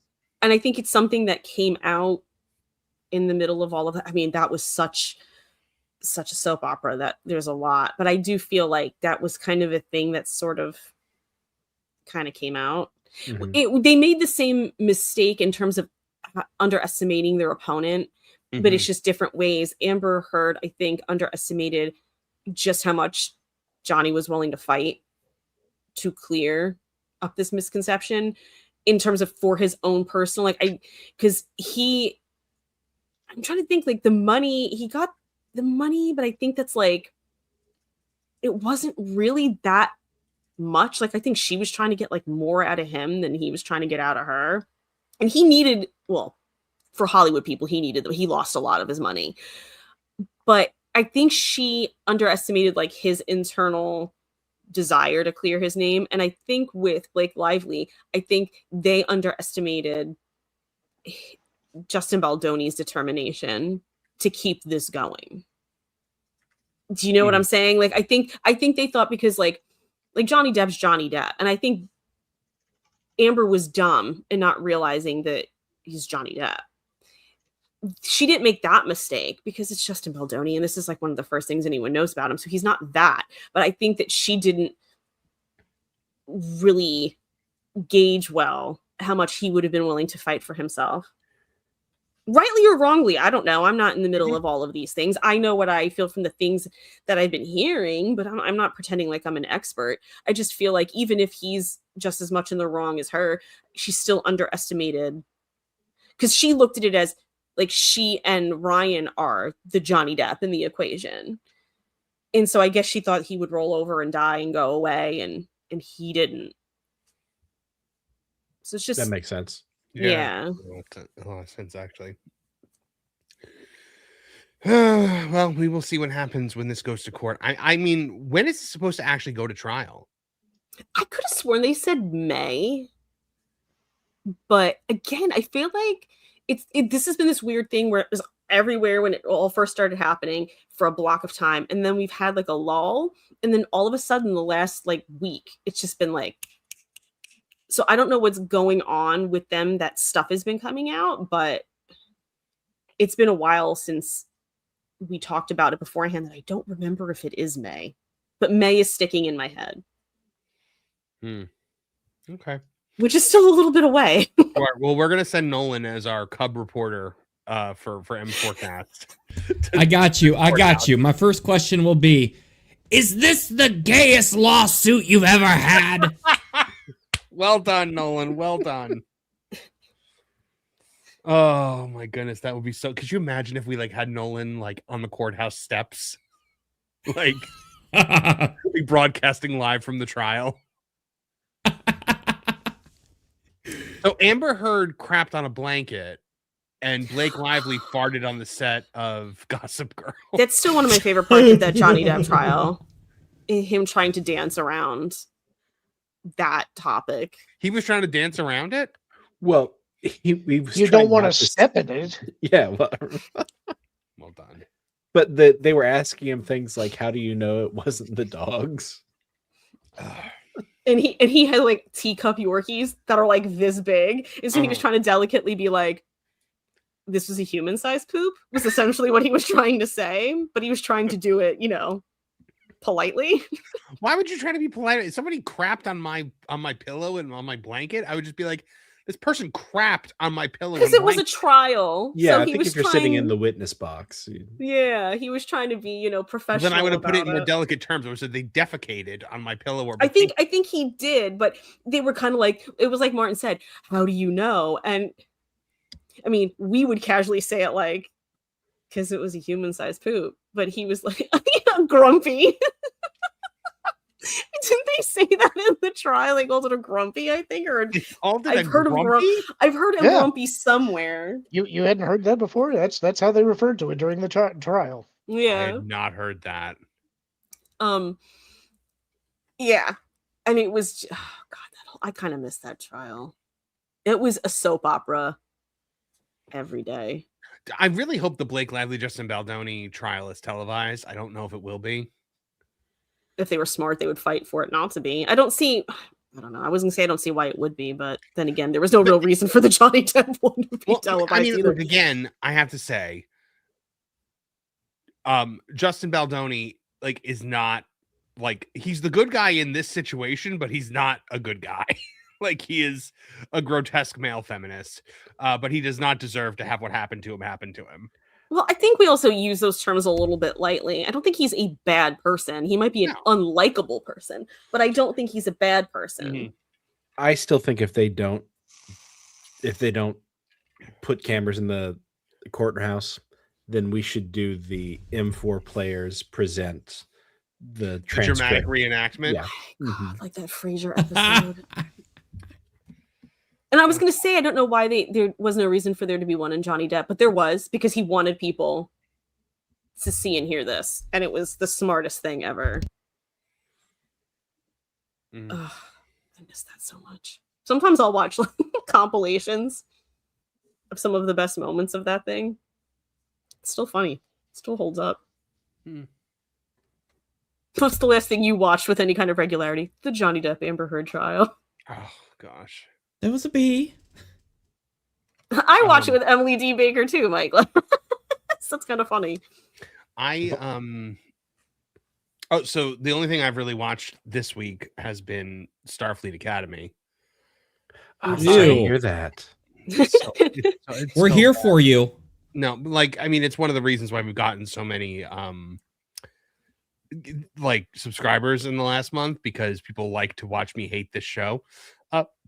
Mike Glass commented on my last review, and he goes, I love how when Kevin reviews things on his channel, he's very calm and measured and soft-spoken about it. And he's like, then when you review something, you just scream and yell and rage, just like a Kevin Apollo rant. And I was like, yeah, actually, I do kind of see that.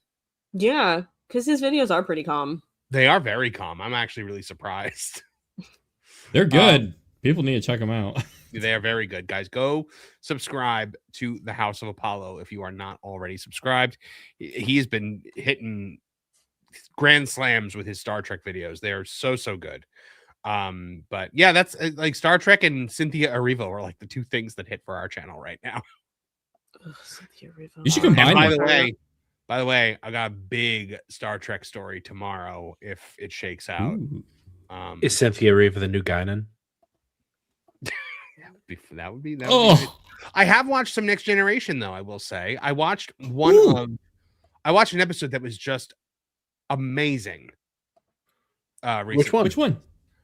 So they have to prove that Data is a human being in a court. Measure of a Man. Yeah. Oh, that episode was breathtaking. That was so good. I was like, okay, I get it now. I get why people love this show. I always thought that when Data got his emotion chip later on, spoilers, but it's 30 years old now. He should have held it against Riker, that Riker represented the Federation and disassembling him. Well, it doesn't bother him until he gets emotions. To be fair, years later. I understood why Riker had to do that. Yeah, he was ordered. It's a military. Yeah, and he was told if he didn't prosecute to the best of his ability, he was, it would have been found guilty right away. But I don't know. Oh God! So I watched the second episode, and I got my second episode review out. It was so much worse than the first, and the first one was already really bad. So I'm starting to make my way through the third episode, and it might be worse. First of all, Trish, trigger warning here for you. They show Holly Hunter's gross old lady feet constantly in this show.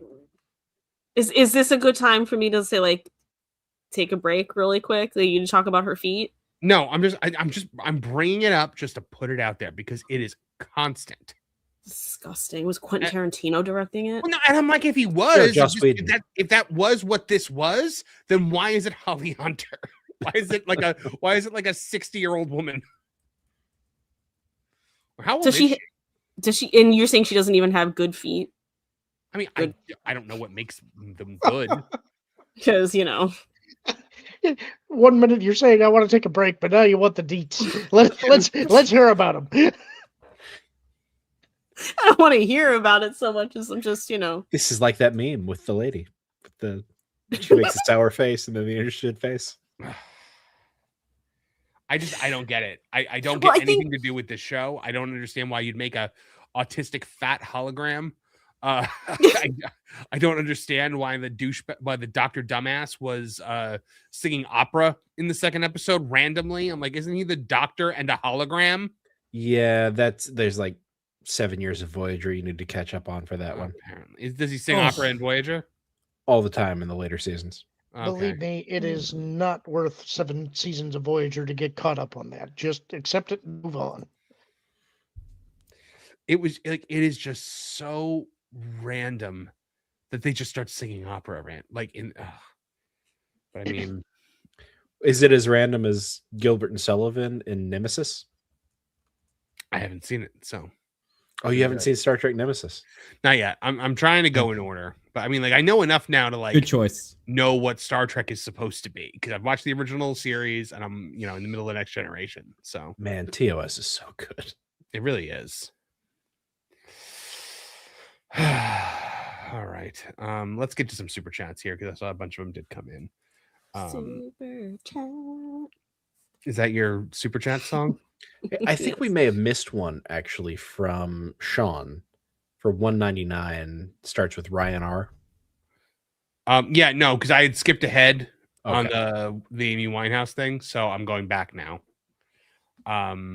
Liquid Fox for 2 said, "Ugh, I'm sorry, Trish." And then Sean said, Ryan R. shouldn't have dumped Alanis Morissette. I agree. And Alanis Morissette shouldn't have dumped Dave Coulier. So there's a chain here. But she wrote a song about Coulier, but not Ryan. Which one was about Dave Coulier? You want to know? Her biggest song. At least that's the legend. I think he talked about it. I think it might actually be about it. Wow. But he did say that I remember seeing a thing once, I thought people were a little hard on him because he said like he'd heard about it and everything, and that he kind of realized that he had hurt her more than he knew he did. And he said that he and her are like good now, like they're friendly and like there's no problems, and they talk things out. But I watched the Comedy Central roast of Roseanne recently. Okay. It's a really good one. I was on a Gilbert Gottfried kick, and he has a really great set during that roast. But like Tom Arnold is a surprise roaster on that, and he comes out, and it's the first time that Tom Arnold and Roseanne have been in the same room in like 18 years.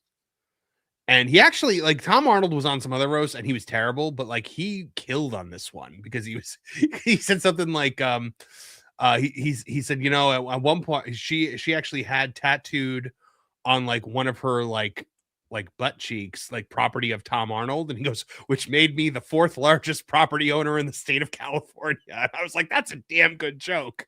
But if Roseanne and Tom Arnold were able to like be in the same room together, I feel like anyone can reconcile for enough money. My favorite line from Tom Arnold was he addresses like Roseanne's like boyfriend. And he's like, dude, if you marry her, you got to just stick it out through the tough times. You got to just, you got to make it work because she may not be the best wife in the world, but she is the worst ex-wife in the world. I would just like to say we are talking about people who break up and then are in the same room. Some people make music together. If I may model my shirt. The classic Fleetwood Mac Rumors, the album fueled by multiple breakups within the same band. And illicit substances. I used an Alanis. I did use an Alanis Morissette quote. I did a thing from Ironic in one of my videos recently. And my wife says to me, what is that? And I'm like, Alanis Morissette, Ironic? She's like, oh, I don't know that. And I'm like, what do you mean you don't know that? It's like a famous song. How do you not know that? Because you're old. And she's just, yeah, that's basically what she said. And I was like, wait a minute. I made like 80 million Alanis Morissette jokes on our wedding day because it was raining. And you didn't get any of them? And she was like, yeah, no, I didn't understand. I just let you have your fun. Yeah, literally did. Just all day I was going like a little too ironic. Like like all day because it was raining, and that was how I processed my anger at the rain. Does anyone remember when MTV did the thing with Donald Logue when he was the taxi driver? And there was one where he started talking about ironic, and he's like, he goes, it's like looking at cheese, or it's like looking at the moon and thinking it's made of cheese, but then looking at cheese and not thinking it's the same thing the moon is made out of. And I was like, what? I'm sure that's up on YouTube somewhere if I looked for it. All BBB, our good friend there in the chat, says, why are people crazy in Hollywood? No, he's this Lady Deadpool. It's in the water, I think, or the air. It is like, remember when Jennifer Lawrence first became famous and she was doing these interviews and everybody was like, oh my God, she's just like a normal person and she's like super down to earth. And oh, she tripped up the stairs going to get her Oscars. And now she's like the most pompous, like out of touch whack job, and like one of the most out of touch whack jobs in Hollywood. It's because when you spend that much time with so much power and money, so removed from the everyday like people of this country, you become that. Though because you become the echo chamber. She did make me laugh recently, and I'm not really crazy about her, but what'd you say? Cynthia Erivo said something Cynthia Erivo-ish about how she sees when she hears music, she's like hears it with colors. And it was like at some panel with a bunch of actresses. So she says this, like she's like, it was very Cynthia Erivo. She's like that when you sang that, like I saw green. And so Jennifer Lawrence just goes, okay, what color is this? She just goes like that, just like completely making fun of her to her face. And it was really funny. And then Cynthia answers her seriously. She's like, it's like a light blue. Oh my God. Like, I'm like, oh my God. Steel blue. It was really funny. I was like, all right. I do not get, if they make her Storm, I swear to God, stop putting it in the universe. Like I just saw it out the other day. Daniel RPK was talking about it the other day, saying that she might be Storm. I'm sure her agency is probably trying to get it out there because she's expressed interest in the role. Isn't that her dream role? I just would love to take care of Storm. I would love to. I think she's got so much trauma, and I'm like, no, she's got to fly and shoot lightning. Yeah. Maybe she'll be a little bit. Wait, do you think she's the yes girl? No, I know she's not. Oh, okay. I know that's Jodie Turner Smith. Is that her name? Think all bald black women look alike, Trish? No, I just think she's equally as ridiculous and would absolutely say the same thing. Yes. No, she doesn't have frightening fingernails that are like that long. No, she's what Cynthia Erivo would look like as a human. But when she died, when that interview with Jodie Turner Smith, when she was like, she's like, Star Wars is so patriarchal, and it was just nice to have this kind of woman-centered thing. And I'm like, you clearly have not watched Star Wars in the last like 10 years because everything has been woman-centered. Scented, like as in like a smell. Woman scented. Okay, that's horrific.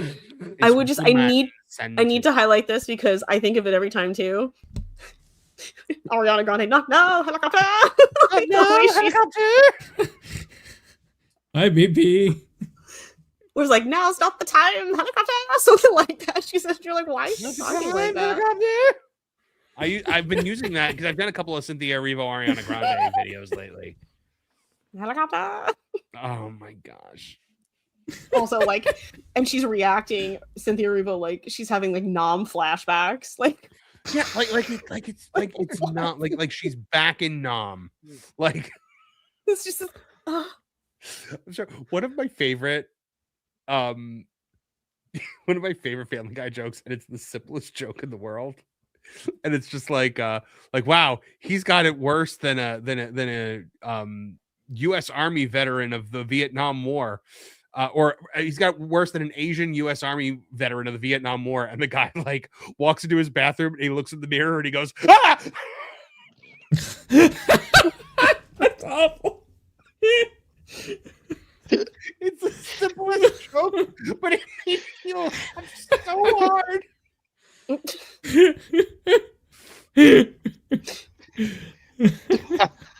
That's a good joke. Like when Fox for 2, Kevin shows up and Nolan goes, "Oh, it's Booker T." Nolan doesn't know who Booker T is. I was like the guy that wrote Up From Slavery. Remember that Nolan mistook Burt Young for Mr. T. Oh my God, he did. Wait, was it Burt Young? Yeah, it was. Yeah, it was. I have the picture up here. According to Nolan, this is the same person. They are the same. I can't even tell.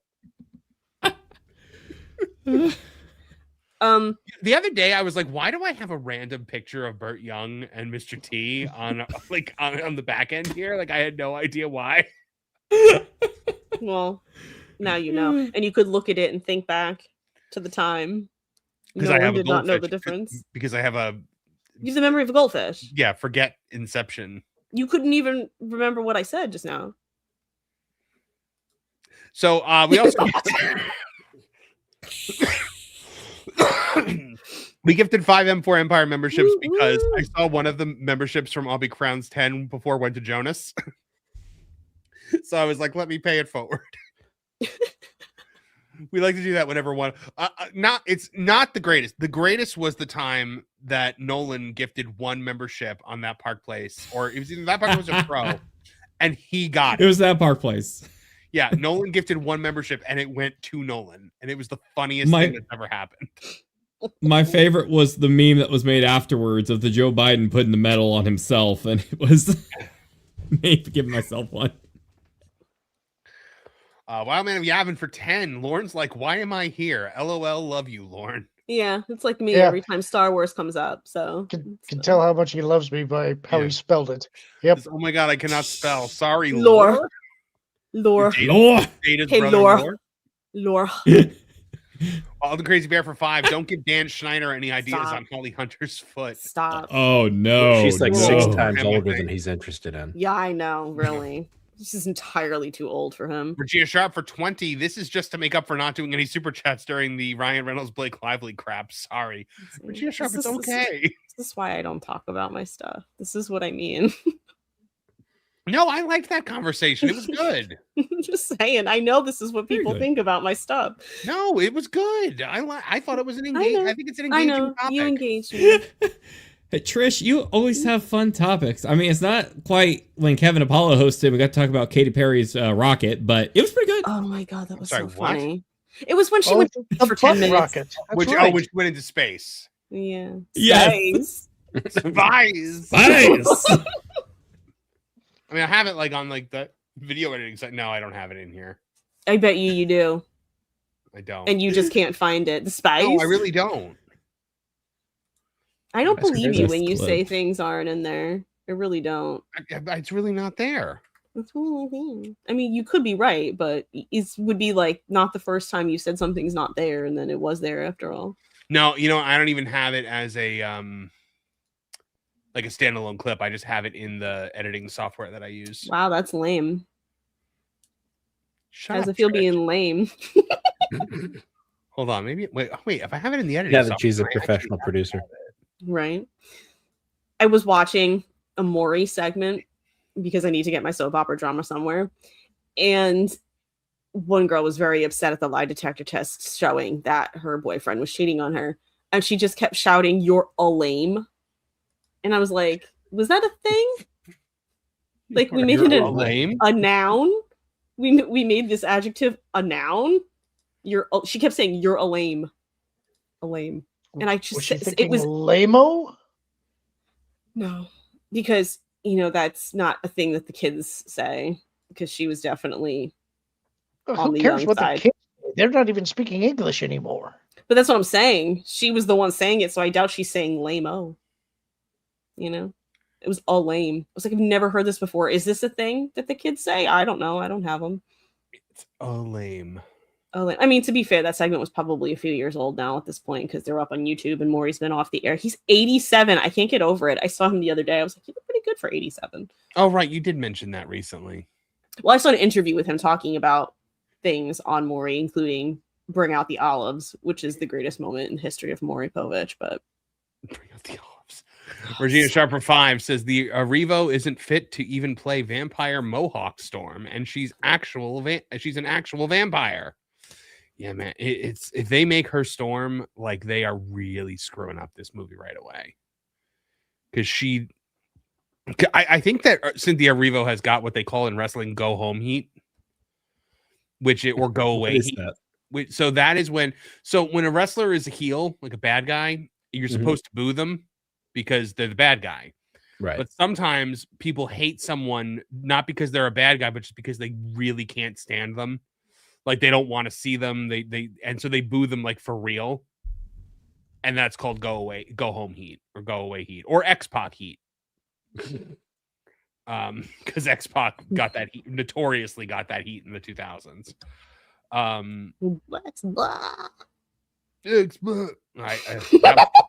Instant fast forward when it came on my WWE The Music Volume 3. Do you remember the time you said the only music you had was WWE The Music Volume 3 and like, I don't know, Fiddler on the Roof soundtrack? And then subsequently started giving opinions on the Beatles. Do you remember that?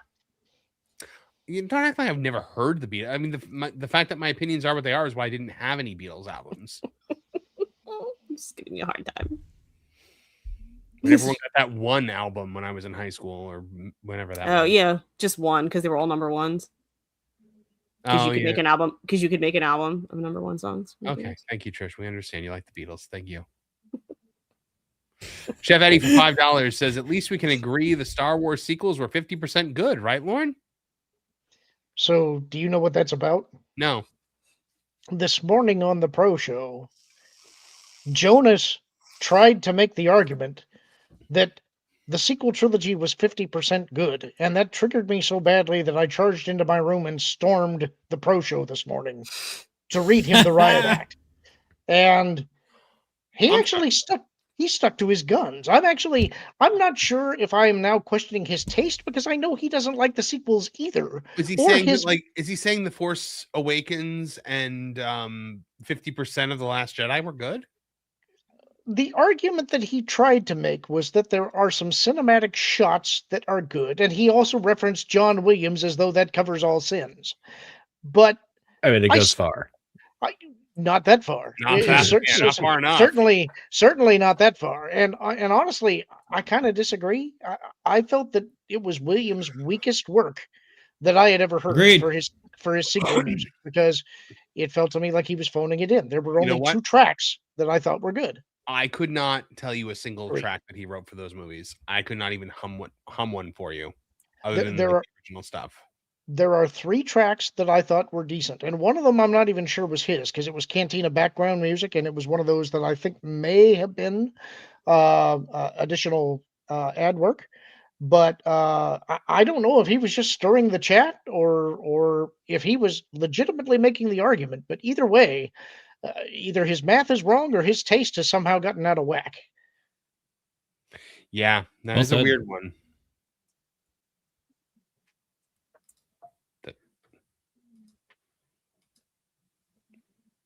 I'm very glad we have settled that. Yeah, it just got like really quiet. I thought we froze for a second because I clicked away to another screen. I'm like, oh crap, did we freeze? Because no one said anything. Yeah. I don't care. Trish, when we start talking about Star Wars stuff. But I'm talking with people about the Beatles in the chat. It's fine. As you, because I'm not logged into YouTube, but they know it's me, so it's fine. People are gonna think I like the Beatles now. No, they know it's me. I told them at the beginning I can't have that. Okay, yeah, that fate worse than death. People thinking you like the Beatles. Get out of here. I have a rep to protect. Yeah, the rep where you didn't recognize a Metallica song. I didn't recognize it in a super chat form. Please, you gotta get with it. You'd be quick like me and Martin. because I know my Martin recognized gosh. it. I was an Yeah, ECW fan. Not to bounce ahead, but in the topic of music, All B's new super chat icon is extremely relevant. I'll get to it in one Can second. we make it bigger? Hold on. Also, if you minimize the screen and that's why you thought you froze, for some reason, when you're like in the running it part of StreamYard and you minimize from being maximized, it freezes on you for a second. Interesting. I noticed that because like I'll do that and my picture will freeze like okay. It's always when it's unflattering. Oh yeah, that always does happen. Also, for the longest time, I kept meaning to bring up about, am I crazy because it's not the most clear icon, but Chef Eddie, is it like Eddie for Iron Maiden?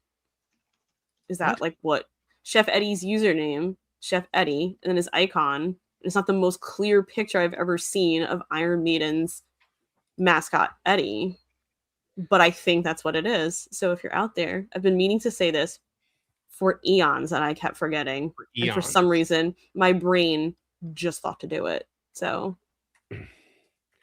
what I'm trying to do is I'm trying to get the space clip. That's why I've seemed distracted.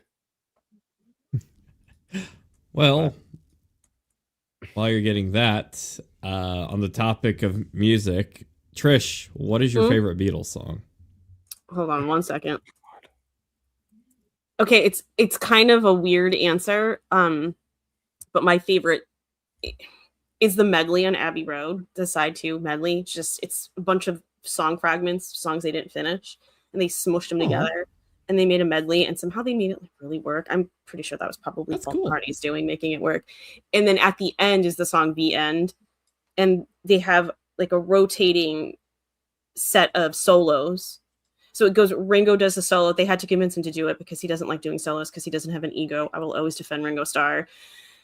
And then it goes like 1, 2, 3, 1, 2, 3, 1, 2, 3. I forget. Like I think it's like 3 times. They each play 3 solos, and then it ends. And then a little bit of Beatles lore for you. At the very, very, very end of the album, there's this snippet that was supposed to be in the medley that they forgot to put in the engineer or whatever. I'm not good with the production lingo.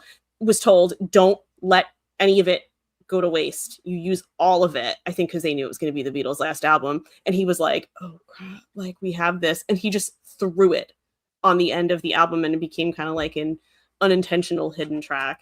I include that in That's there. so cool. A little bit of Beatles trivia with Trish. You're welcome, everybody. I know I'm picking for Beatles trivia night and Taylor Swift trivia night. I was terrible at that. Didn't answer a single thing. See, LK, I'm glad we cleared this up. LK for a second thought I said I didn't like the Beatles and he was ready to overthrow me. And I was like, I love the Beatles. Yeah, no, seriously. We don't need that misconception being floated about. Heaven forbid, don't sully my name. All right. Apparently, I am not going to be able to get this space clip in here because Unforgettable. Technology hates me. I love that song. In every way. That's what. I mean, I know that's a hot take, but and forevermore, that's how you'll stay. I love that song. I can croon. Just, it's one of my talents is crooning. Marvin Bublé. Like a song of love that sings to me. Okay. How the thought of Stop you it. Also, do you want us to get demonetized because you're singing too much of a song? Yeah. Would that happen? I don't even know if that would happen. Yeah. I wouldn't risk it because it happens to a lot of people. So. Does it really? Yeah, I think you can do maybe 5 seconds of the song, and then otherwise it's like you could get dinged. I didn't know, like, if you yourself sang it, that it would. Yeah, they're pretty irritating. Oh, Regina Sharp for 5 says there was nothing wrong with it. It's just too inside Hollywood for me to like Trish. I just haven't found a hook to interest me in it. It's okay, Regina. If only they would put beignets in it. I don't know. I just equate you with beignets now. Also, I'm hungry again, so we've reached that point in the proceedings. Regina Sharp for 5. I mean, not one litigant in this Blake Lively thing has even shat on a bed. I mean, come on. That we know of. Yeah. All BBB. What is that? Bohemian Queen? Rhapsody. Yes, it's Bohemian Rhapsody with his neighbors. We got Dobby, Diddy, and is that the guy from AW? I think that's Tony Khan. And then the Me and my New Zealander, me and my neighbor make good music. the Maori, but I just kind of that's like Booty B now to me, that vase. Do you know what I mean? Like I don't think of who that person actually is now. They stole her identity. That's it. What, yours now. the lady from New Zealand or Australia or wherever? And Liquid Fox says hashtag Team Trish due to Marv's metal ignorance. Oh my god, metal ignorance. Metal ignorance. Wait, okay. When I see the term metal ignorance, I just think of like Mega Man X in the Reproid Human War. Is that like a real like term that people use, or I'm is that pretty just sure like, Liquid Fox just made it up. what to Or I say? just don't know it, but I'm gonna go with made it like, up. Don't at me for not being able to say it. It's a word I've never seen before. I am going to, because you should have understood the joke. I should not have.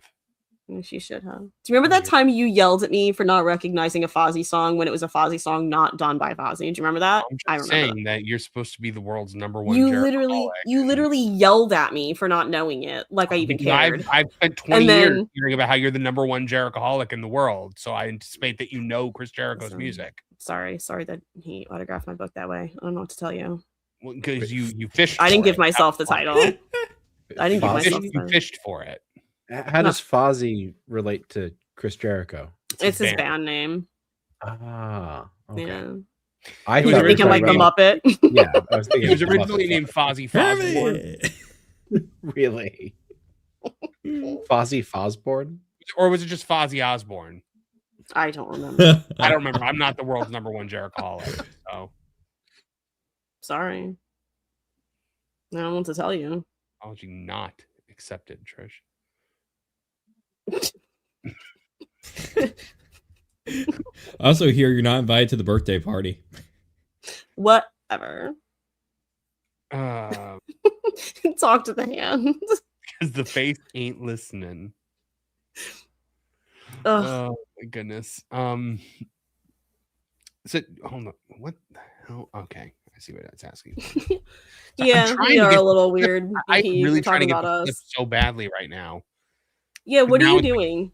I'm trying to get this clip, but it logged me out of my Because we're filling space here. We're Yeah, filling I know. time. But you can do And it. I have a tendency to ramble. And at some point I'm gonna say something and Lorna's gonna clock how ridiculous it is. You and have a he's gonna license say to something. ramble right now. License to ill, like the Beastie Boys. I done the Beastie Boys Okay, before. there it is. You went too far. You referenced the Beastie Boys on my show. That's like sabotage. You He can't Even I stand got it. that You know one. I planned it. Why is that a problem? I don't like the Beastie Boys. But I didn't realize that they were like Really? persona non grata. Like they're Voldemort. You're not allowed to mention them on here. Every time one of their songs would come on the radio, I'd just be like, oh. He has to oppose you, Trish, because you have to fight for your right to party. Because there's no sleep. Stop it. Such a drag. Ugh. So here's something. I think my dog is a bit of an ingrate. Okay. Why is this? So It's like one of those "my dog doesn't respect me" LinkedIn posts, or not. no, LinkedIn. I think my wife is his new like number one person. And like for years it was me. Mhm. And like now he just like likes her all the Does time. she feed him? He Yes. just got to know you better. Well, there you go. But like She's the one who feeds him. I saved that little bastard. Yeah, but he's a dog, He so owes all me he his knows life. is this person feeds me. We've been together longer than my wife and I have been together. So you know, like, Oh, there's we a were super chat bros. that's not very happy with you. what? He betrayed me. No, there's a super chat that's not very happy with you. It's not about your dog. Oh, okay. Hold on. First of all, Mr. Grimmy, member for 3 months. Thank you very much. Says, hey Marvin, I'm married and a father now. Hey, congratulations. Congrats. Oh my goodness. We need a celebratory clip now. I know who we'll celebrate with. This world will beat you down. Beat you with a stick.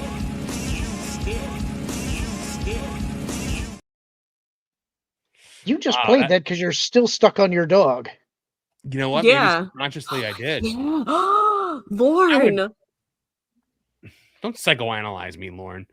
I mean, it's pretty obvious the way you were going off. Liquid Fox 85 for $2 Canadian says, you deserve every Bane joke. Beastie Boys hate. I don't like them. I don't like their style. I listen to their music. I don't have a good time. So let me suggest that you avoid the Kelvin timeline of Star Trek then. I have seen it. Why I wasn't super crazy about it.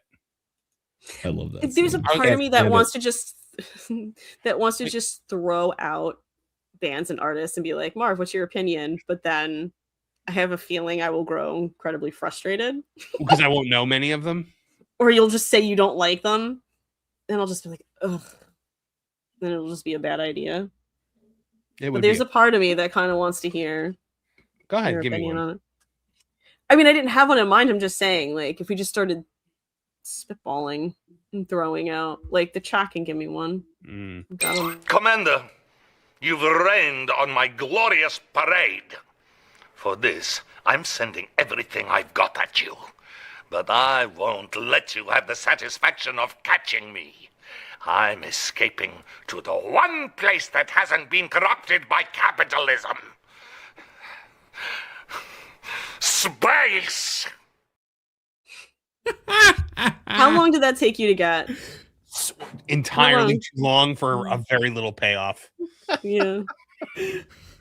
It was a matter of principle, though. It really was. I wouldn't let it win. That's right. You were an emo. Someone just said about you being an emo. It's like, oh yeah, that's right. I forgot. I was, but like I didn't. Once an email, always an email. Email? It's always there. You know, like the. You know, when I hear "Welcome to the Black Parade," you know, I'm just like eyeliner just forms. What's that meme? The song with the meme that everybody. I don't know my emo. It's not my thing, but it's like the person singing like oh, and it's like they use it in everything. What is that meme? It's someone singing an emo song. It's not the emo song itself. Like tonight, something like that. God, am I the only one that knows this meme? I think you might find it. Send it my way. Oh God. Trish, did you see the Booker T clip that I sent you today? I did. Made me laugh so hard because I remembered your Charmel impression. I'm listening. I'm just now I'm you with that space clip. So it was like when Booker was King Booker and he was trying to talk all refined, and then Teddy Long books him against the Undertaker and he goes like straight up ghetto talk after that. I thought it was really funny. So Regina Sharp for 5 says Marv was an emu. Yes, when we won the war in Canada, was it? We were granted to become people. That was Australia, I think. Australia. I knew it was Australia or Canada. I'm like, it's one of the two. Okay, the song is called "Fall for You" by Secondhand Serenade. And they always play this clip of a person singing, because tonight will be the night that I will fall for you. And it's like super, super emo. And they'll post like, I saw it with like a dog with like a little emo wig on, like hair in its face. And it was just, that's you. That's what I picture you. Do you know that song? Are you that emo? I know. I was never that emo, apparently. I wasn't really like, I don't know. Like I listened to like, I didn't really listen to emo music. I listened to like Linkin Park and stuff like that when I was in high school. Hey, Linkin Park can be pretty emo, though. But I mean, it's not emo. It's new metal. It's not emo music. I mean, it's kind of like... My Chemical Romance was probably... Numo metal. Then, I really only listened metal. to Welcome to the Black Parade on loop. Listen to how he's trying to backtrack being emo. It's all right. Just embrace it, bro. You're emo. Guys, you got to go, Lauren? You got to go, Lauren? Yeah, I got to drop. All right. See you, buddy. Thank you very much. Hey, Lauren, what do you got coming up? We know what we got coming up tomorrow on Lauren and Apollo. Yeah, it's actually going to be. We're doing a live watch of Godzilla -1, which I have never seen. What? So I'm really looking forward You've to never that. seen it? No, I have not. And so we're actually going to watch something good for once. So if you guys want to join us there, feel free to. We'd be happy to have you. Yep, Were absolutely. you All right, not might need a link to entertained that by one. Birdemic? What's that? Sorry? Were you not entertained by Birdemic? No. Oh, there are some things that you can only really experience once, Yeah. All Hopefully. right, Lauren, we'll catch you tomorrow. Later, Yep, buddy. see you soon.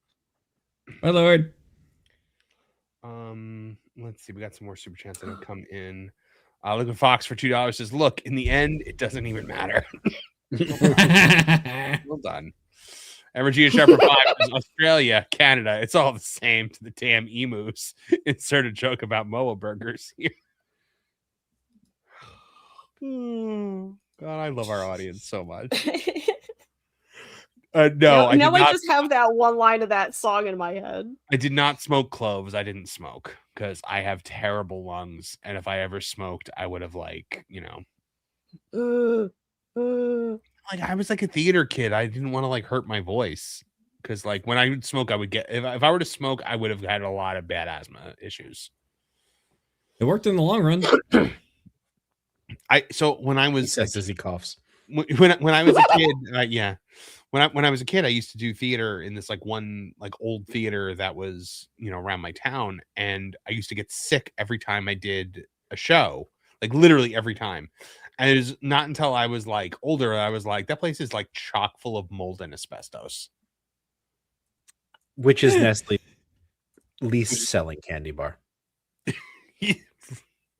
Nestle's least selling candy bar, great. Trish, you're still commenting as me.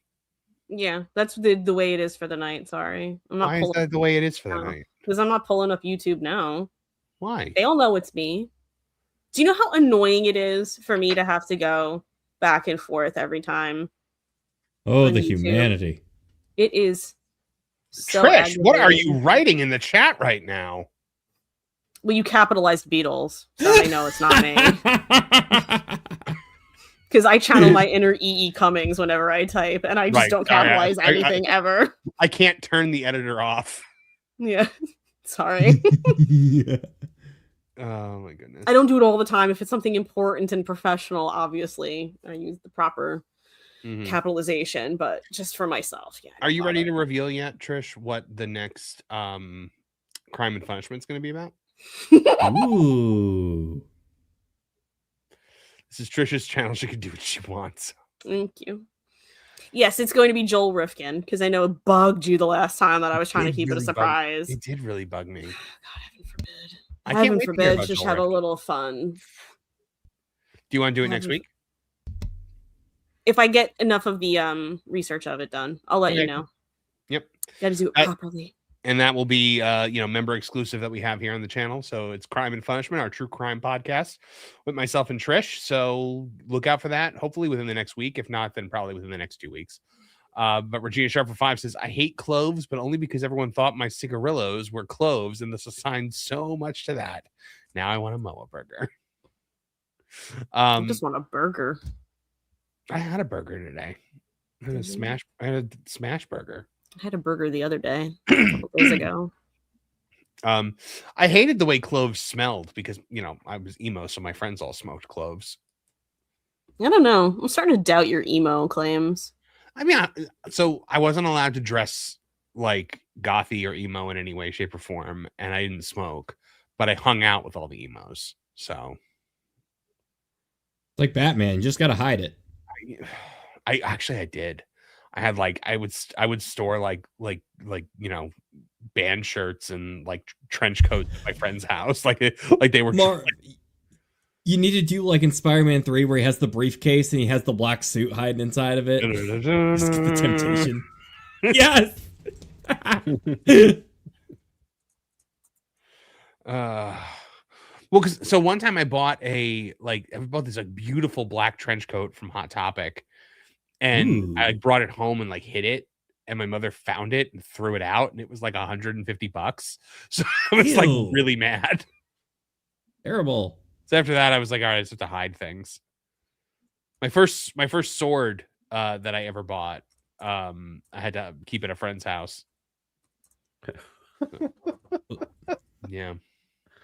Do you I remember? understand Was they it? did not, nothing out of the ordinary. Nothing could be out of the ordinary. You want a sword? Well, normal people don't have swords. Like, you want to wear all black? I don't think so. Not on my watch. Like, it's just bad. See, that's funny. Well, you showed them. You have swords all over your wall now. I sure showed them, right, Nolan? My dad was, against all the, like he wouldn't let my sister have an FM radio when she was young because it had that rock music. Oh, but gosh. me dressing in all black was totally fine with him because of Johnny Cash. Right, because you were burning Ring of Fire. Regina Sharp for 5 says Marvin was actually just Mo. Not You're not wrong. You're not wrong. I have some friends that were like actual emos, and I tried because like they were a little younger than me, and I stopped accepting new music at a certain point. But Right. I tried. I was like, okay, well, this is what you really, really love. I can't do it. I just can't do it. It's just generally not for me. I'm trying to like remember. I'm talking like early aughts on emo. I'm Uh-huh. not talking like, the genesis of emo in bands like The Cure. I'm not talking like that. Like, I am Different so shows, glad. different folks. I am so glad that I don't have any of like my like teenage writings, or like that I never like recorded my thoughts or anything like that I'm when sad. I was a kid.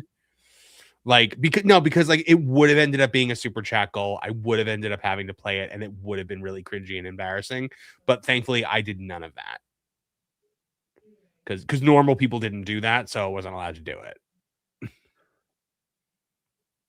I was What? listening to Hank Williams the other day and thinking to myself, this is more emo than The Cure. Yeah, it's like it's weird because I feel like how Helter Skelter by the Beatles was kind of like this weird little kernel of what would eventually grow into the tree of heavy metal. Like it's like adjacent. I feel like The Cure is kind of like that with emo, where it's like not that, but it's there. Like you wouldn't call it that, but you also can't not call it. Have you ever listened to like Instagram? There'll be clips of guitarists playing metal without distortion, and it's other genres. Like it sounds like beach music kind of stuff. Yeah. surfer music. That's interesting. By the way, I've decided that the bell on my desk now, when Trish mentions the Beatles, we're gonna Beetle ring bell? the bell. Yeah, it's the Beetle bell. It's the Beltle. It's the Beetle bell, but it's also the Culture Casino Communism bell. Okay. I think my topic's more fun. Communism, the bell rings. But, I think my topic's more fun. Well, so it was every time he said the word Marxism, I would ring the bell, and then he stopped saying Marxism, like specifically to avoid the bell. And so now it's just anytime he brings up communism in any way, shape, or form, I'm gonna ring it. You think I'm talking a lot about the Beatles. You've never had a conversation with me about Guns N' Roses ever. No, that's Ever. true. We haven't. Ever. That bell would break if it were a GNR bell. It would break. It'd be gone. Might need to bring the bell closer. It's a little quiet. Why would you want a bell to be louder? Because it's a bell Nolan. and it's fun, and you want to push it when you see it. Trish, get the Nolan, program. I remember what I wanted to ask you. How did you like the Mario trailer with Yoshi? So I did a watch along. I did a watch along with it, and it was a terribly viewed video. And everybody, but one comment said the only person more excited than you about this is Nolan. So I was like, well, I'm Thank gonna ask you. Nolan about it on Thursday. Go ahead. I thought it was to great. bring the manifestation of all my happy, joyful thoughts into cohesive sentences without screaming to the heavens to destroy the eardrums of all our happy viewers at home. I will say I am extremely, extremely happy. I'll be going day one, and Yoshi is just so adorable. Like it was such. They a made cute him really trailer. cute. Yeah, they seeing the Sand Kingdom was great. The upside down pyramid. Seeing Yoshi was really awesome. Birdo was interesting. Yes. I'm surprised that the Birdo is trans articles haven't hit like The Gamer and Polygon yet. It's coming. I was thinking the same thing. Like, when are we going to start? Well, I'm going to think we're going to get the other end of it. We're going to get all the clickbait. Look, Nintendo's gone woke because Birdo's been around since the 80s. Well, Nintendo did go woke today. I don't know if you saw.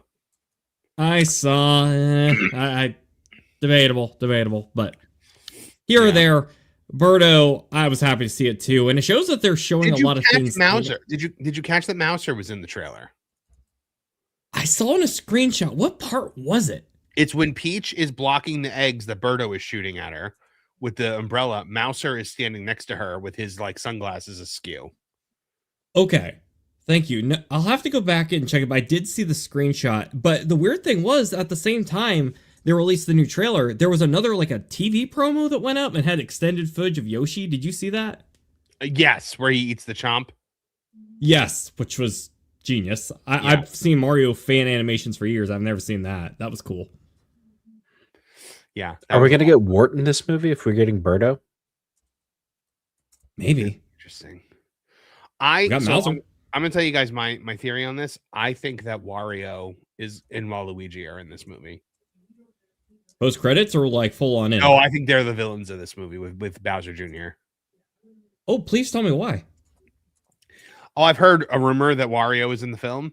But yeah, I don't know. I just have a feeling because we haven't really seen like any like the only villain thing we've seen is Bowser Jr. at this point. So, and I don't think that Bowser is the villain in this one. I think that Bowser is going to be pretty much removed from the conflict in this one and then maybe become the villain again at the end. But I think that Waluigi and Wario are involved here.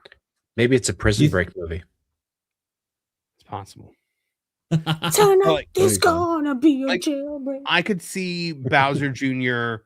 like making Wario and Waluigi like with the paint and stuff like that.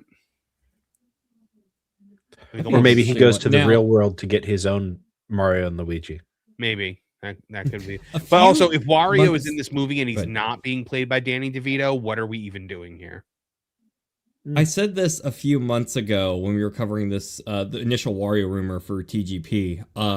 I so would love to see them have Christopher Lloyd be Waluigi just for the craziness of it. Yeah, him but Danny DeVito is Wario. Yes. I think that'd be perfect. So apparently, I guess there was like a leak about something from like one of the other countries that puts out like a synopsis or something like that, and it said something about Wario in it.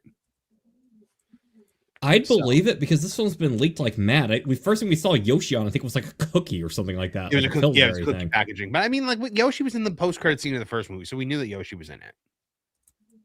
True. So I'll tell you though, whoever the villain is, they're pretty good at hiding it right now. But I'm just kind of sad because I feel like if we do, like you said, if we get Wario, I feel like it's gonna leak online like a week early before we even have a chance to get surprised by it. Yeah. But the film looks fantastic. Like I know my family's wanted to take my younger brother who has special needs, and he usually goes see a film every year. Like he has a specific system where he's like, it's like I say, special needs. So he likes to pick one theatrical film to be like a big event every year. And this year he picked the Mario movie. And I know it's been seeing a lot of resonating. A coworker, I think she's going to take her kid to it. Like, I think this is going to be $1 billion film. I do too. I mean, the first one was, so if this one wasn't, it'd be a disappointment. Absolutely. Do you think it'll make more than the first one? I mean, in a perfect world, yes, but who knows? The first one made what, 1.3? That sounds about right. I think it kind of capped off around there. I think. I mean, it's a tough number to beat, but you know, I think again, you got to think if it doesn't break the $1 billion mark, they're going to be disappointed. Yeah, they're definitely going to be pushing the marketing hard. I wonder if the Japan launch they might move around a bit because I know the first film, it was like a big deal that they were releasing on like the Golden Weekend or whatever the holiday is around Japan at the time. That was when they released the film, but I think it underperformed or it was not going as well as originally hoped. So maybe they might move it around to maybe get some better numbers. I don't know. Maybe. You never know. So after last night's Geeks and Gamers game stream, by the way, guys, I've decided we have to play Among Us. Yes! So it's a free game, I believe, right, Nolan? Yes, it's free to play and it's really easy to download. Like it's not. You can play it on. You can either play it on like a console or on your computer or whatever. It was so much fun, and I actually won a couple times, which was a new because it's like it's not about like how skilled you are at the game; it's how skilled of a liar you are, and For those who don't know, Among Us is basically the thing from the 1980s with Kurt Russell, but with the cutest characters ever. It's super simple to play. So like yeah, anyone can play it. you're in a you're in like a spaceship, and one of the players is chosen as what they call the intruder or the imposter, and that player has to go around and kill the other players. And the other players are trying to figure out who the imposter is. And so you can, if they guess wrong, they throw the wrong person out the airlock. And Donovan Bradford says it's just because I want to throw Trish out an airlock. But I think what's going to end up happening is I'm the one that's going to get thrown out of the airlock. I just have to figure out how to do because it can be very so the way it would have to work is we would all be on screen, right? But then as we start the game, you all would have to mute your mics and mute the sound on your computer so that you can't hear me. Okay. And then click away so that you can't see what I'm doing. And then when a meeting is called or a body is reported, everybody comes back. Sounds like a lot of trust to put in us, and that's cool. But It I'll is a remind lot of you trust, that Kevin just ran away with. Because I am 90% sure that you cheated at the Cameo game. So okay, but Kevin beat me.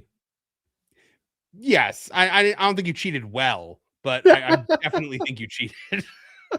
No, because when it was 88, you were 75. I'm like, oh, he thinks he's being clever right now, but I see through this. So, no, I think Kevin was cheating too. But I'm a little scared to play this game with Martin though, because as far as I know, he's the god of video games. Yeah, but this one isn't about how good you are at video games. It's about how good you are at lying, and I don't think Martin can lie very well. Well, and I didn't waste my college years playing Among Us. Yeah, it didn't exist. We're gonna have some great Order of the Phoenix banter during that. How we mustn't tell lies. I am actually because I'm so terrible at Mario Kart. Apparently, in our stream, I thought it was pretty decent, but in the Geeks and Gamers stream, I get walloped. So I'm gonna start playing it on the gaming channel, and I'm just gonna call it Marv Gets Good and just drill for hours. GG. That's cool. Yeah. I'm excited. It's gonna be fun. But the gaming channel, we just had a pretty crap. And I think it's my computer. Can you guys still hear me? Okay. Well, yes, I can hear you. You froze for a minute, but everything seems back. You seem fine right now. Because my computer's skipping.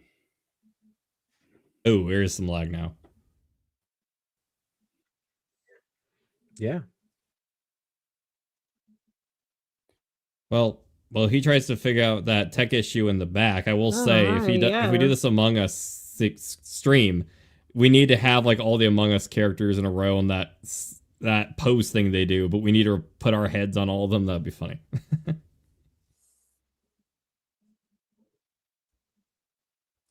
And he's gone. So Trish, you're once He's again gone. I still have him on my hosting us to screen. greatness. Or is he just gone?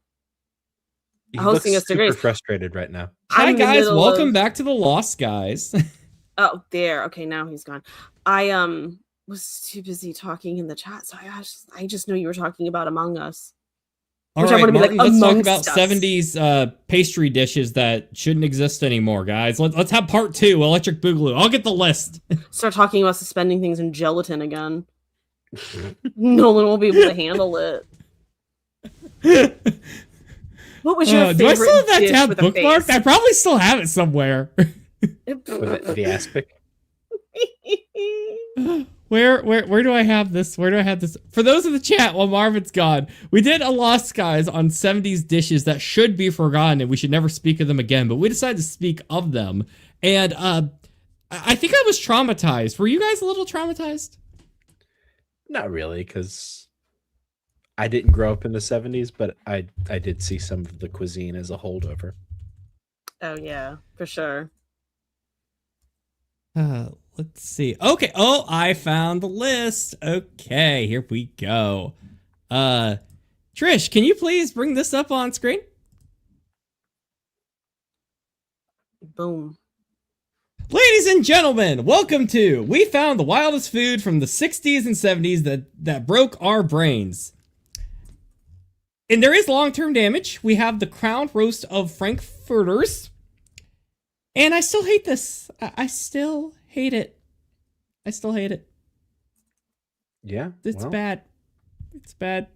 Is this the hot this dog that went top on hat? forever? We also have the tuna and pear pizza. I don't think we had this one last time. Martin, Please, no. Covered with scorpions. Covered with scorpions. No. Covered with scorpions. I'm back. Oh, thank God he's back. Hey. What was happening? I was showing them a collection because we did a Lost Guys on the weirdest 70s dishes. It's called You Put Meat in Gelatin and It's Awful. And we were looking at some of the abominations of mankind, such as the crown roast of Frankfurters. I just like it's called You Put Meat in Gelatin. It's awful. Ugh. Some That things sounds just don't go terrible. together. It was bad. It was really bad. The chat was mortified. Like the trifle on Friends. Oh my god, why is my computer like so the computer just restarted, so it's like waking up still. Oh yeah. You're good. I think at this point the chat will take that over the crusty salmon shortcakes. For real. I'm just checking to see if yeah, we got a couple more super chats. So Donovan. What? He said it was the 70s. People did a lot of drugs. Douglas Nut for $5. I won't ever update my modded copy of Beat Saber because I can quit out with the vent. I don't know what that means. I know Beat Saber because I knew. I do know Beat Saber. Yes, I have Beat Saber also. I'm terrible at it, but I have it. I've played it, Beat Saber. I've played that. Oh my gosh, why is my computer so I'm sorry, is something wrong? You seem normal to me. No, like I'm trying to click on super chats and it's not going. There Do you want me to do it? No, I got it. Regina Sharper 5 says, I was today years old when I found out Olivia Rodrigo did Friday I'm in Love with Robert Smith. I don't know how to feel. Oh, I'm today years old when I found that out too. What? I mean, whatever, but I just okay. I don't feel like that was necessary. Well, thank you. Martin, do you have to go? Yeah, I should probably get out of here. Yeah. Oh, okay. We're gonna end in a second. Anyway, Martin Stone, you want to tell people where they can find out more about you and what you're up to? Sure. Well, mostly I'm hanging out here with you guys, but every once in a while I get to do the Lost Guys with Trish and Nolan and Hangry Table, where you got a little taste of it today. We talk about strange things like crazy foods people decided they were going to eat in the 70s. And we always have a lot of fun. I hope you come by and check us out sometime. That's on That Park Place. The channel is a member exclusive. And then later on T3PO, available to the public after a couple of months. Awesome. Thank you very much, Martin. All right. We'll catch you next Have a week. great night. See you, Martin. By the way, I missed this one. Regina Sharp for 20 says, I get that with the bands that don't quite fit their genre. It's kind of like a lot of older science fiction gets lumped in with cyberpunk, but it doesn't really jive with it because the genre didn't gel till the 80s. Yeah, I could see that. I could definitely see that. Right, Trish? Well said. It's a music thing, so I What was it? I was too busy telling people I was enjoying talking about music with them because I was. Regina Sharp super chatted about music. It's kind of like a lot of older science fiction gets lumped in with cyberpunk, but it doesn't really jive with it because the genre. Yeah. Right. Yeah. I don't really know about the science fiction and cyberpunk. But you get what Connections. you get the meaning. I get the general idea. Yeah. Yeah, I get the general idea. I don't know why that super chat didn't show up on my list originally, but now it is. So thank you, Regina Sharp. And I thank don't you. know what else is weird. Speaking of super chats and whatnot, like if someone does a gifting a membership, it doesn't star it, but it goes in the starred tab, but it's not starred. That's weird. It's bizarre. Weird. It's in the star tab. It's fine. Yeah, it's just weird. All right, guys. Anything else you wanted to talk about this week? Now it's just the three of us. Beatles. That's better. There you go. All right. Well, Nolan Thunder, tell the fine folks where they can find out more about you and everything you are up to. Thank you, kind sir. Well, you can find me over on the Nolan Thunder YouTube channel. Not too hard to find. I have a series called Lost in Files where I talk about lost media, video game, and just mysteries and quirky things in general. I have 2 new episodes currently in development in the filming and editing stages currently.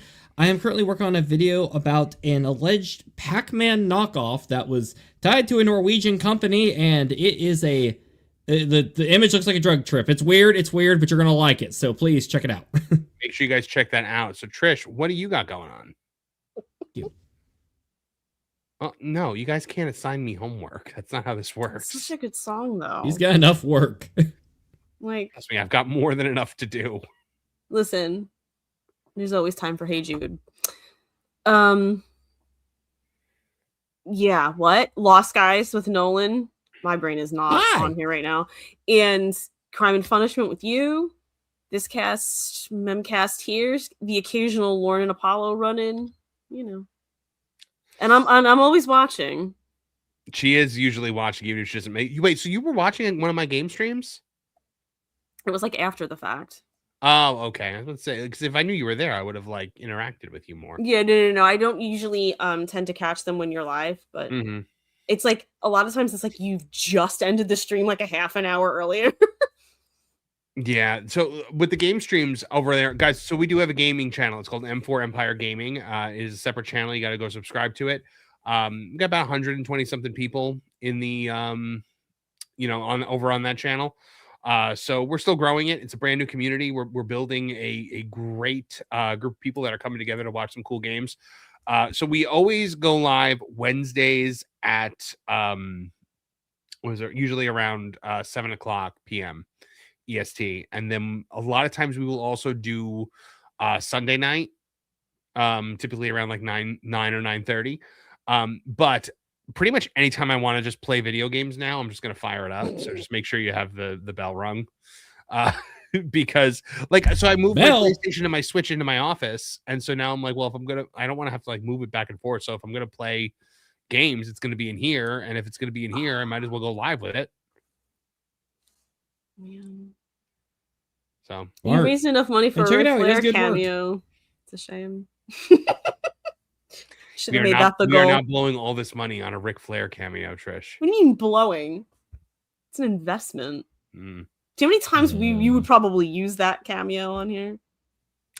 The first time we ever have a $5,000 month on the channel, you'll get one. We will get a Ric Flair cameo. You heard it, everybody. Gonna get the month of 5,000 and we'll get that Ric Flair cameo. I mean that's like that. I mean, like right now Flair is $500, by the way. We do so you're willing to spend, what is that, like a 10th? No, yeah, like 10%. 10%. Yeah, my brain doesn't. I feel as though I've hit a mental wall. Yeah, probably for the best that we end. Do you know what I mean? I apologize, guys, for no regular M4 Empire video today. I figured we had the stream tonight.